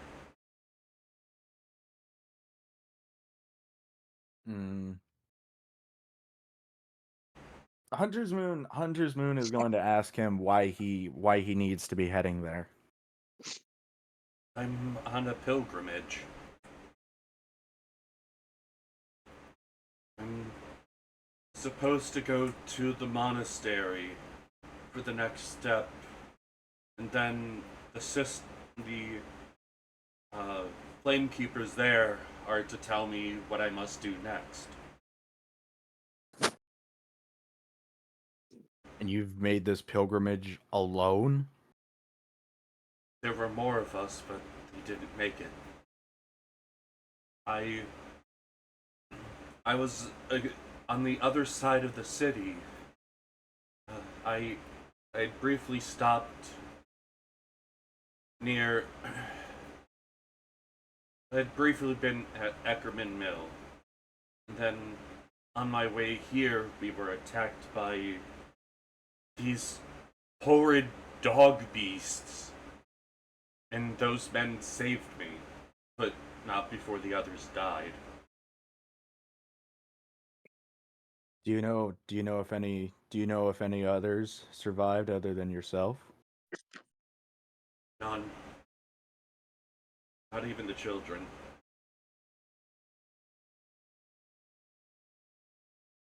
You must know how dangerous it is to walk this city alone. Are you sure that you can make your way over to your monastery? If I cannot make it, then it was not within my destiny to. If I am to make the pilgrimage of the sacred flame, then it is by the flame that I will be guided through safely.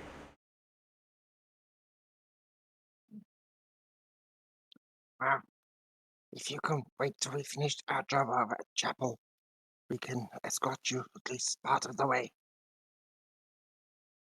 Give me a persuasion check. Okey-dokey. Don't think the barbarians spec for charisma. You Oh. somehow rolled higher than me! Hell yeah. The fucking goblin with a decapitation glaive is more convincing than someone actually sitting by and comforting this poor bastard. Man, I suck! Hey man, that's half... The will of the dice is half the fun of D&D, as we saw what happened with Ericos. Oh, damn it. Hey man, sometimes the dice love you, sometimes the dice hate you. I'm sorry. I'm just salty that Ohana was able to talk better than me, but still managed to shoot me in the fucking back. Yeah, I didn't cheat you in the back this game. Yet. Yet. I mean, you saw how bad those fucking henchmen were rolling. They were. Mm, Ah. I mean, if you want a game where you do nothing but succeed all the time, go play Elder Scrolls. Yeah, seriously. Half the fun of these games is the risk of failure and having to roll with it. I could have offered this guy weed and he still wouldn't want to talk to me. You might have seen the Shadow People.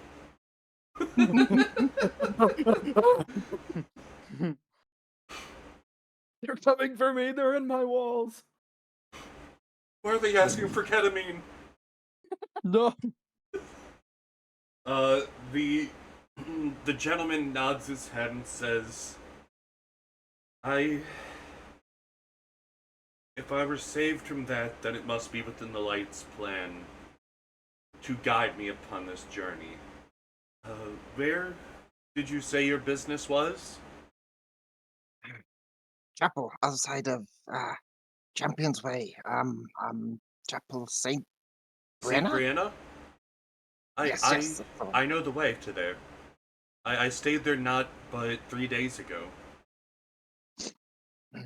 Could be dangerous there. You have to deal with some more bad people. If be the flames will for me to perish, so shall it be. If it be its will for me to live, I will thrive. Fucking Christ, it's difficult for me to talk this pretentiously.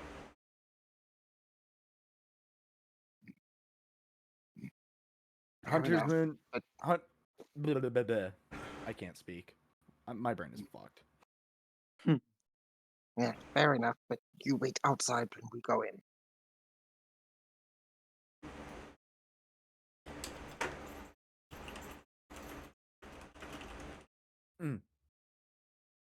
Hunter's Moon gets back up and offers his hand to the commoner once again.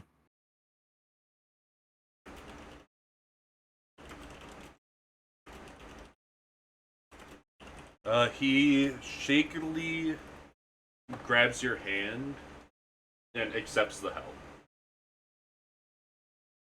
If you hear yipping, that's because Koa's decided that it's playtime. And he's trying to chew Daisy's elbow.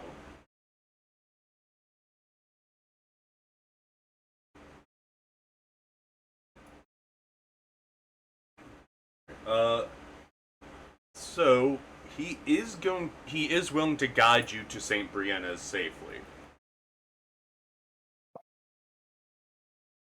It might take a little bit longer, but you won't have to make any checks or anything to get there. okey-dokey. Which I'm And pretty we, sure everyone's down for. Yeah, and we did loot the bodies. Yeah. Upon one of the bodies, the one spy you did manage to kill was a paper with a list of names on it, with several of which being crossed out. Every single name on there having a value listed in gold pieces.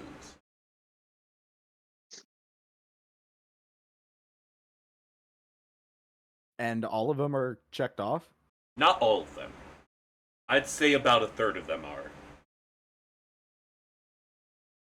There seems to be some kind of extra, there seems to be a bit of extra notes next to it, but it's only like 1 or 2 letters at most next to each name that's crossed off. Okay, so it's just something to say like, oh, they're taken care of. More or less, from what you gather. Okay. There's also a small bag on his body as well that has a decent amount of gold in it, but it's more like it's a sack that within has a bunch of other bags filled with gold and coins.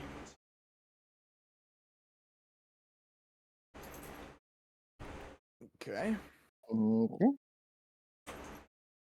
Cool.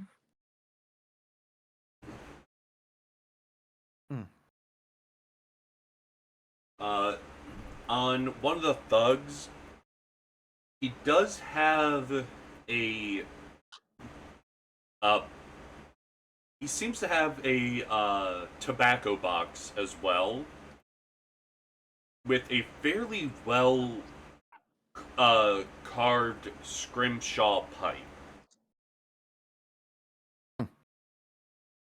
Nice. You would think you would estimate that the pipe itself is probably worth a good amount of money. You might have to get it appraised, or you might have to try to study it yourself. But you wouldn't be able to tell just by looking at it, or at least not at a moment's glance. Inside the box as well is a small, basically a tinderbox kit and a bag of tobacco that is very, very pungent. Okey-dokey. Beyond that, there, on the spy's corpse, is a silver dagger.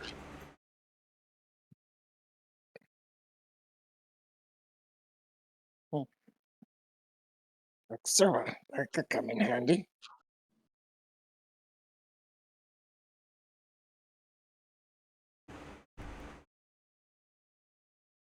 Spock will pocket that one.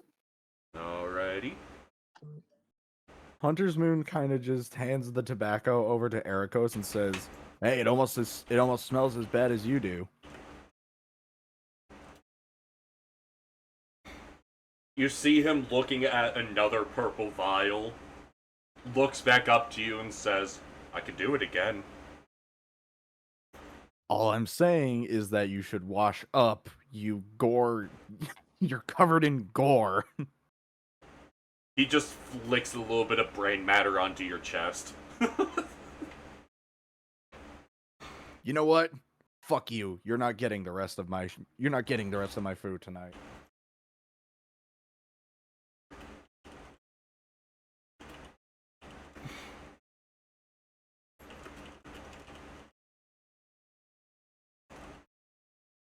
Ericos gets so hungry, he starts biting on the fish. You never know, he might be eating ratling now. Oh no. He has 4 dead ratlings right there.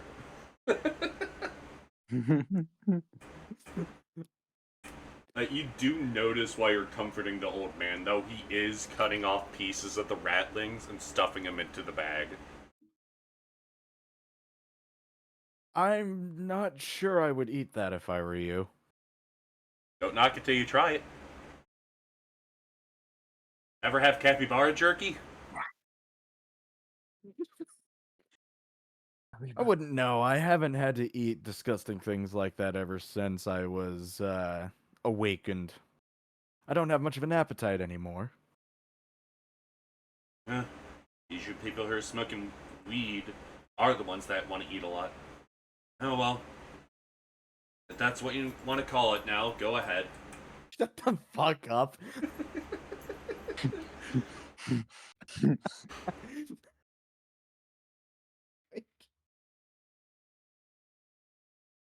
Alright, you are able to get to the chapel.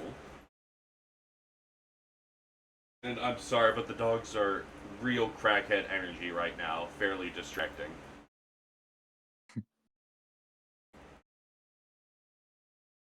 The tiny one looks like he's fighting for his life, yet the mascot is just, okay, I'm here. She knows I'm talking about her, too. She knows that I call her the mascot.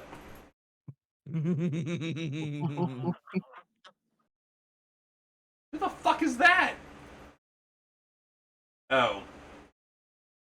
guess that's just a generic token that was placed. I don't know who the fuck that is. A mascot that can learn is the most dangerous kind of mascot. I gotta put tokens on the board because, you know, eventually I will learn to do that. Why is your HP?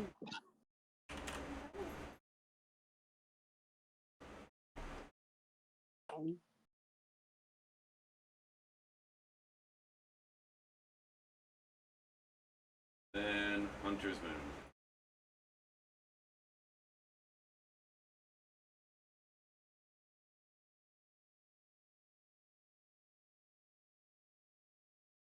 Uh, I should learn to fucking do this shit. Night vision of 30 feet.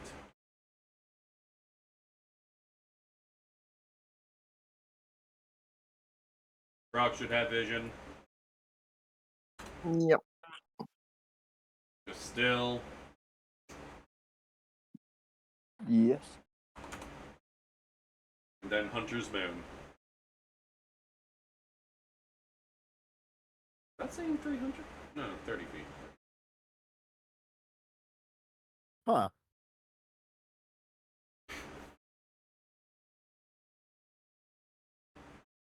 I'm guessing you like the lighting effect? I do. Yeah. I don't think I've ever seen this map before. No, this is before your time. It looks cool. Ohana has already seen this map, but I have full faith in Ohana's ability to separate player knowledge from character knowledge. Alright. She has established that is a well-placed faith. Do, do, do.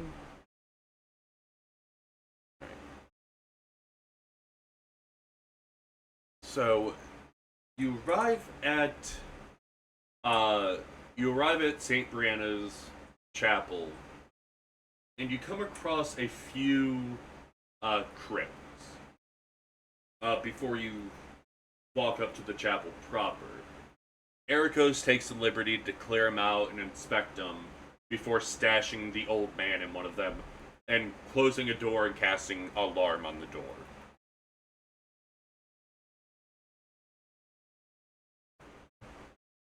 Oh, he won't be a problem for a bit.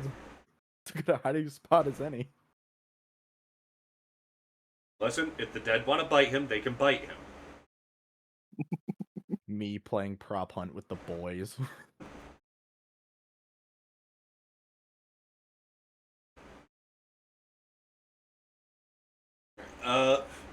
There isn't much for me to describe unless you want to start looking around. I can make a history or religion check. Yeah. Right. You've heard of Saint Brianna, but you're as familiar with her as any other saint you've ever heard. Right, if I help with that check. You can perform your own, given the knowledge would be a little bit different sources. Okay. I'll make a religion check. 18. Sexy. Alright, you wouldn't... I wonder if there actually is information on Saint Brianna. Because...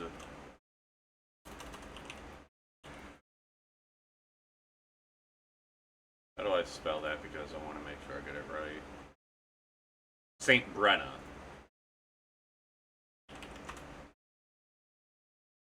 No matches in Sebastian. I have no specific lore to give you other than what I've heard. So let's see how good my ad-libbing skills are. The power of Bullshiticus, go! Alright. You would know that St. Brenna is known largely for her self-sacrificing nature. The chapel itself was erected about 200 years ago, around the same time that the spokes of Drakenheim started to fill out more and more and become more populated. The chapel itself is largely a place to hold funeral rites for the commoners. You'd bring your dead along, and they would you do the typical blessings of the sacred flame upon their remains, and then it would be up to the individual families to determine how they wish to treat the remains afterwards. The chapel itself has largely fallen into deterioration and neglect near the last few years because the topic of death became more and more uncomfortable in the days after the Continental War. And it only got worse after the meteor fell. Why is someone shooting off fireworks now? Save it till tomorrow. Stop. I get Damn. you're scared, but please stop. That's some real Queen America death denial right there. 30 minutes and you guys can act like assholes.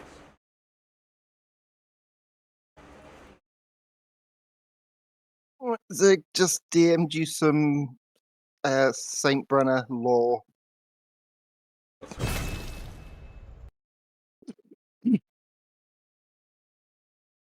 Ugh.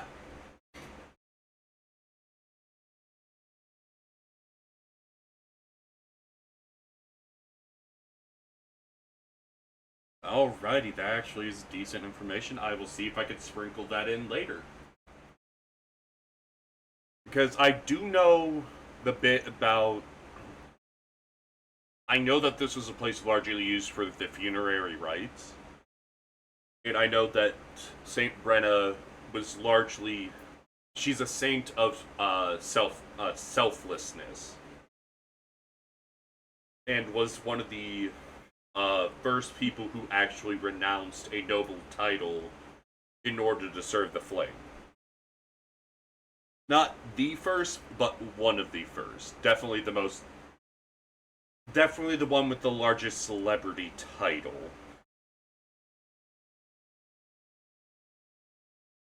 And that's about all I know from the actual Dungeons of Drakenheim podcast.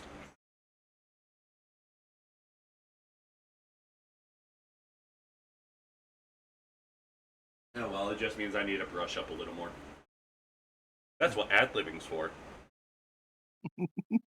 More on the spot Miyazaki lore making. Anything else? Oh. Can I? Is there like way I can check if there's anyone around or anything? That would be a perception check, and our poor mascot is underneath the desk again, trying to hide from fireworks. I'm going to keep a good distance, but I do kind of just want to look at what that glow is over there. It seems This to be... over here. Yeah. Yeah. That's delirium haze. Yeah. It looked slightly different. It seems to be a reaction of delirium haze with the everlasting flame spell. And it's very common for places of the sacred flame to have the everlasting flame spell somewhere within the grounds. Oh, cool.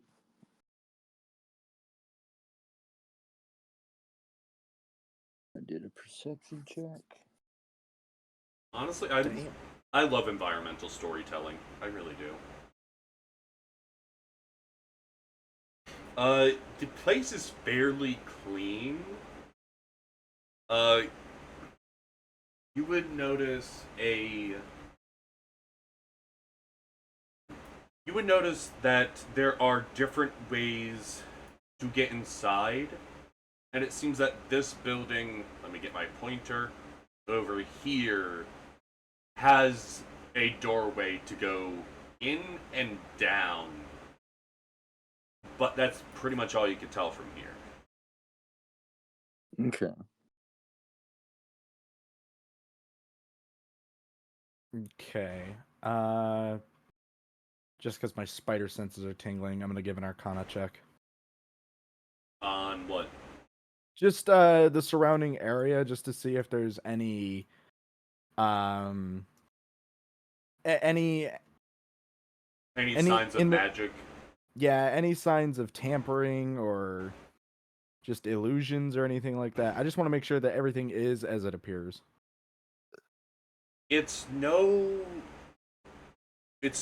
worse than any other place around the haze that you've seen. But you don't notice anything that deliberately screams danger outside of the bits of haze you spot. Okay.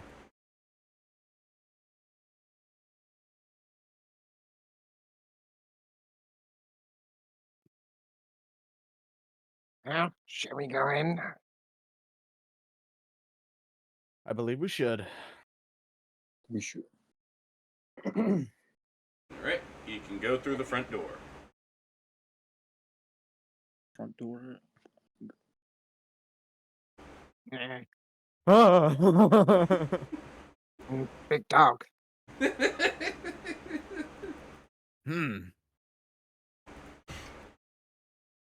Daisy jump scare. I honestly don't know who the fuck that is. There's no notes on the fucking board about that person. There's no notes in the book either.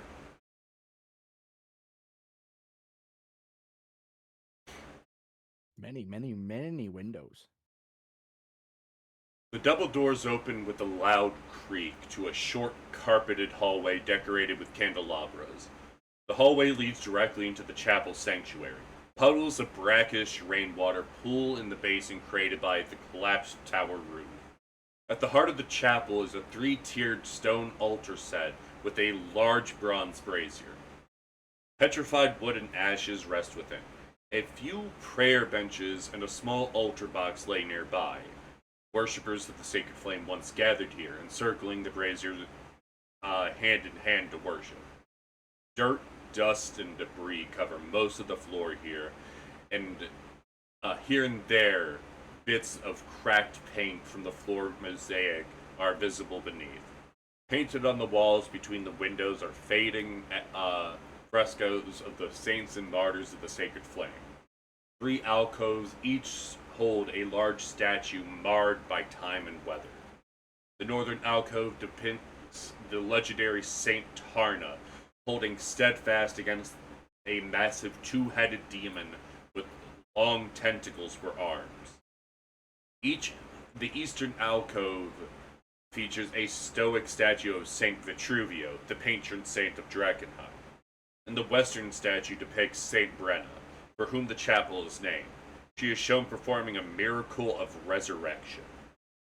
Scattered from about the rooms are ruined texts, iron braziers, bronze lamps, some of which still hang in the timbers of the roof, and various bits of old scripture. The room reeks of bitumen.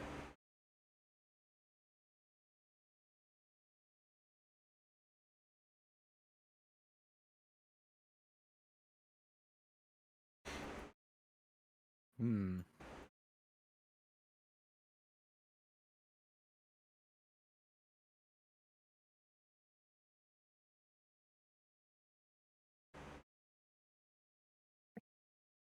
Well, it doesn't seem that the broker is here. Maybe we should take a little rest before they get here.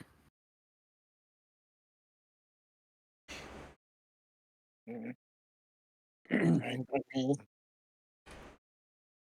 You can rest. I'll take a look around.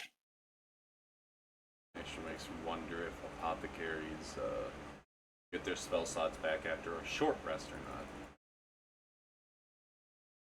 Okay, that's a short rest. I get my I'll key do- back. Do Yep, short they rest. regain all of them. I love apothecaries. I want my key back as well. Basically just intelligence-based warlocks.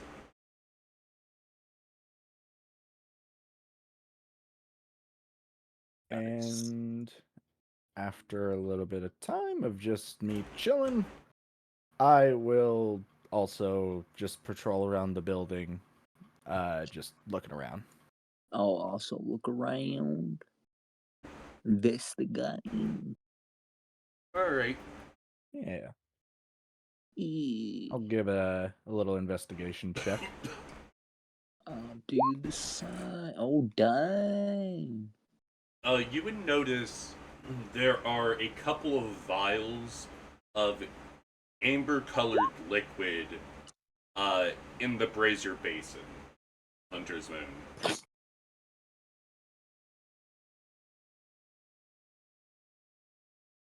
Hmm. Must be some kind of liquid to help in worship, I would assume, or to keep the brazier burning. And we're close. Do you have any idea what this liquid is? He looks at it for half a second and says, "Oh yeah, that's alchemist fire. Pretty boring."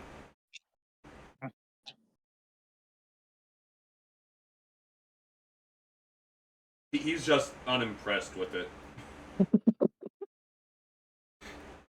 How many vials? There are 2. I'll take one. Sprock, you want the other? Yeah, I have it. All right.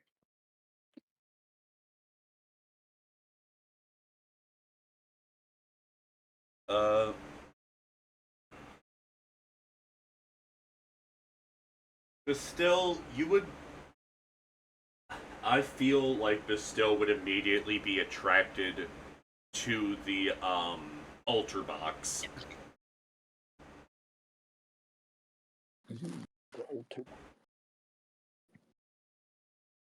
The altar box has a silver ewer next to it, which you'd think is worth around 25 gold pieces. A couple spell scrolls, a holy symbol of the sacred flame, then 3 more vials of liquid. But this liquid is almost like a grayish silver color. And there's also a block of incense in there. A block of what? Incense.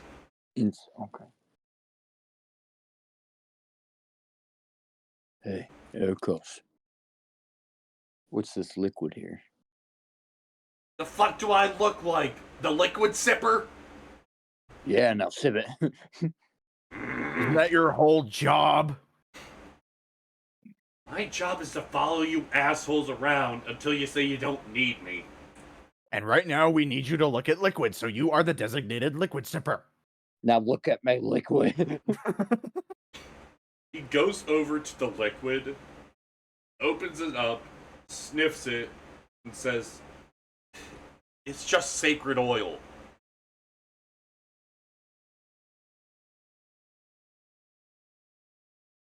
Thank you. It is 3 vials of anointed oils, which function similarly to holy water. Ooh. Ooh, Hunter's Moon. Would you like some? I'll take a vial or 2, sure. How many were there? There 3. are 3.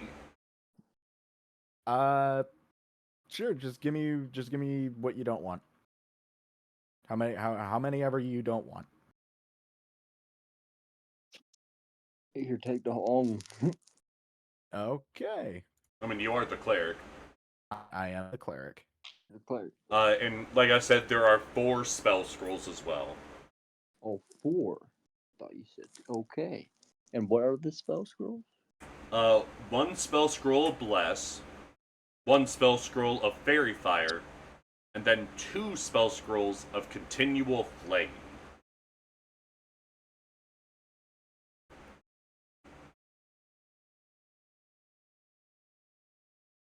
I might hold on to the scroll of fairy fire just so that way I don't have to use a spell slot for that.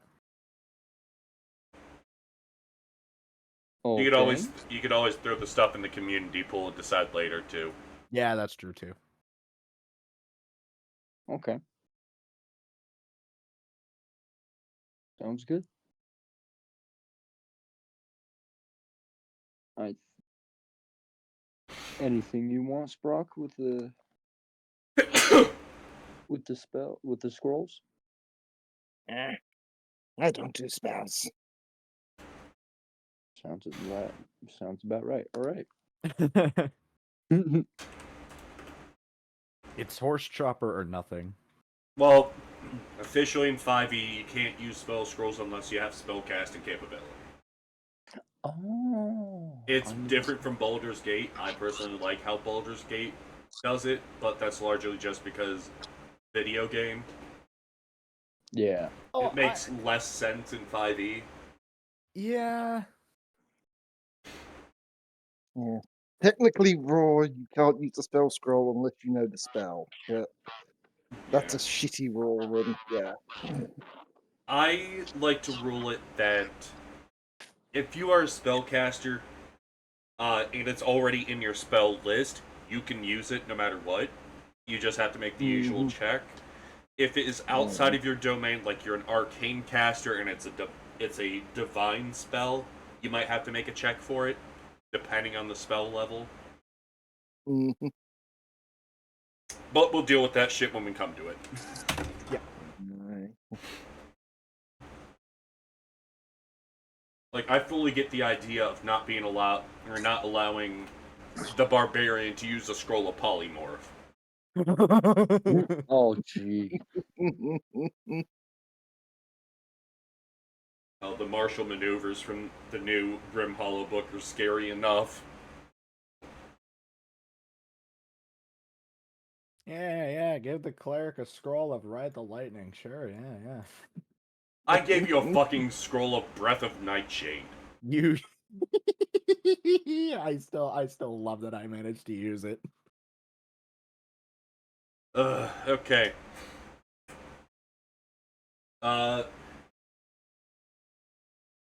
Then Sprock would be fascinated with the statue of Saint Tarna. You can't quite tell why. And I don't feel like Sprock would give a fuck about what it says on the placard. Mhm. But you can't quite tell why, but you're fascinated by the item that the statue's holding in its hand. Yeah. He'll get up and like stand on the plinth and try and get a better look at it. The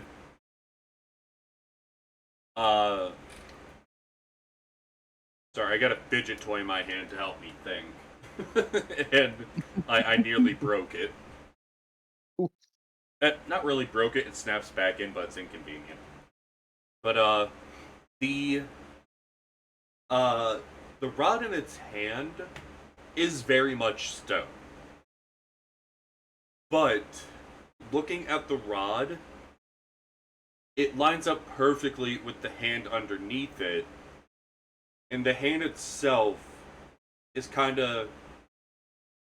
You know how a lot of those statues have their hands just barely closed because the artist wants to flex on people with their skill with the chisel? Mhm. The finger is just ever so slightly extended in the exact direction, and you can see it towards this statue.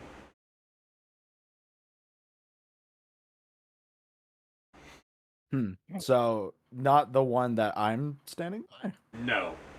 Okay. It is a perfect line to get to here. To the outbuilding. Yeah. Yeah, well, not much left in here. Let's go check the outbuilding while we wait. Don't you know that it's impolite to stare at people's rods? I don't think goblins care about societal pleasantries. Especially not barbarians.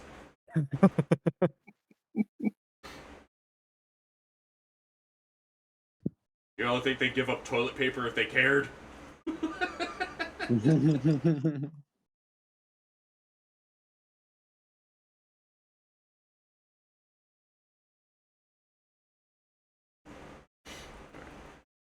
Behind the chapel is a small... Not really behind it, I'd say besides it, but whatever. These maps were made after the fact. Behind the chapel is a small terrace with stone benches and a sundial, and a short footpath connects the chapel to a walled garden to the east. Two soil plots within served as sites for funeral pyres. A melancholic statue of a plate-armored woman holds vigil over these crematory bounds, clasping a silver rod in both hands over her chest. I will try and make a religion check. God damn it again! Even then, you know that it's Saint Tarna. Oh, okay. Saint Tarna is the key figure within the Sacred Flames faith. It is actually said that if it weren't for her, the Sorcerer Kings would have never been overthrown. Oh, shiny rod. Why would a stone statue hold shiny rod? Let's get it. And Spock climbs up the statue and grabs the rod and tries to pry it out. Give me I a will- strength or dexterity check. I will attempt to help. Remind me. So you're given the help action. Yeah. Okay. I had to give another check. Give it an advantage.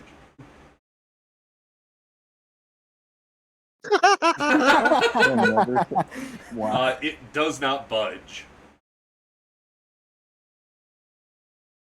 Yeah. And slams it with the glaive. 17. You shatter the hands off of the statue, but the rod stays there. Oh, I Yeah. will attempt to punch it with the cestus. Examine the rod. 14. Hunter's Moon, or Sprock, you realize this, but you don't quite get the word out to say stop until after you hear the ringing of the cestus on the immovable rod. Ding! Hunter's Moon, you're gonna take 2d4 bludgeoning damage from that. oh. Okay. That's 4 bludgeoning damage. I'm fine. I'm fine. You know when you go to catch yourself and everything but your arm moves? That's what happened. You look over at me and I'm just like jiggling from the vibrations of this immovable rod. It's like when you hit the wrong spot on a baseball bat. Your wrist is real crimped now. Your fucking elbow popped in like 2 different places you didn't know it had. And it just feels like someone rocked the ever-loving fuck out of your knuckles. Even through the cestus. Hunter's Moon just kind of takes a step back and he's like shaking his arm to try and get feeling back, and he's like jumping up and down. He's like, fuck, that hurt! Sprock, after that, you manage to go over to it, notice the button on the end of the removable rod, and you just poke it with your finger and it falls. Ah, there we go. And he'll scoop it up and attach it to a loop on his belt. My Shove it. arm! Come in handy. It's in pain! Incomprehensible pain! Well, did tell you to stop.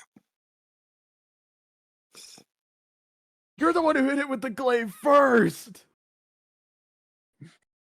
That was before I knew it was the immovable rod. But he did break the hand. Say fish are dumb. And so did I! Fuck!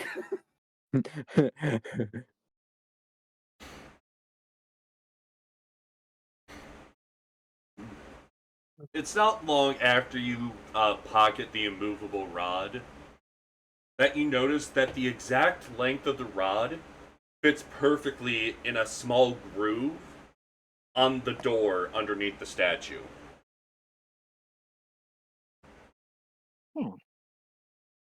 And There it goes here. And we'll slot it into the hole. There's a light click.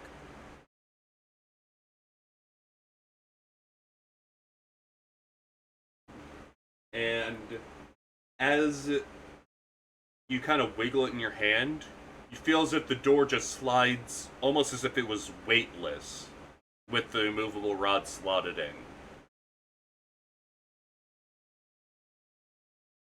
And we'll open the door. And I think we'll end there. There it goes! My arm! You didn't happen to see what happened, right? You Nothing- punched 'cause something nothing- that you shouldn't have punched. Nothing happened. Please, do you have something for my arm? It really fucking hurts. maybe you shouldn't punch metal objects. But still, I will punch you. He says, take one of these and call me in the morning, and he just holds up his middle finger. Oh, maybe you'll hurt your hand again. I open up my bag and I throw an expired piece of fruit at Ericos's head.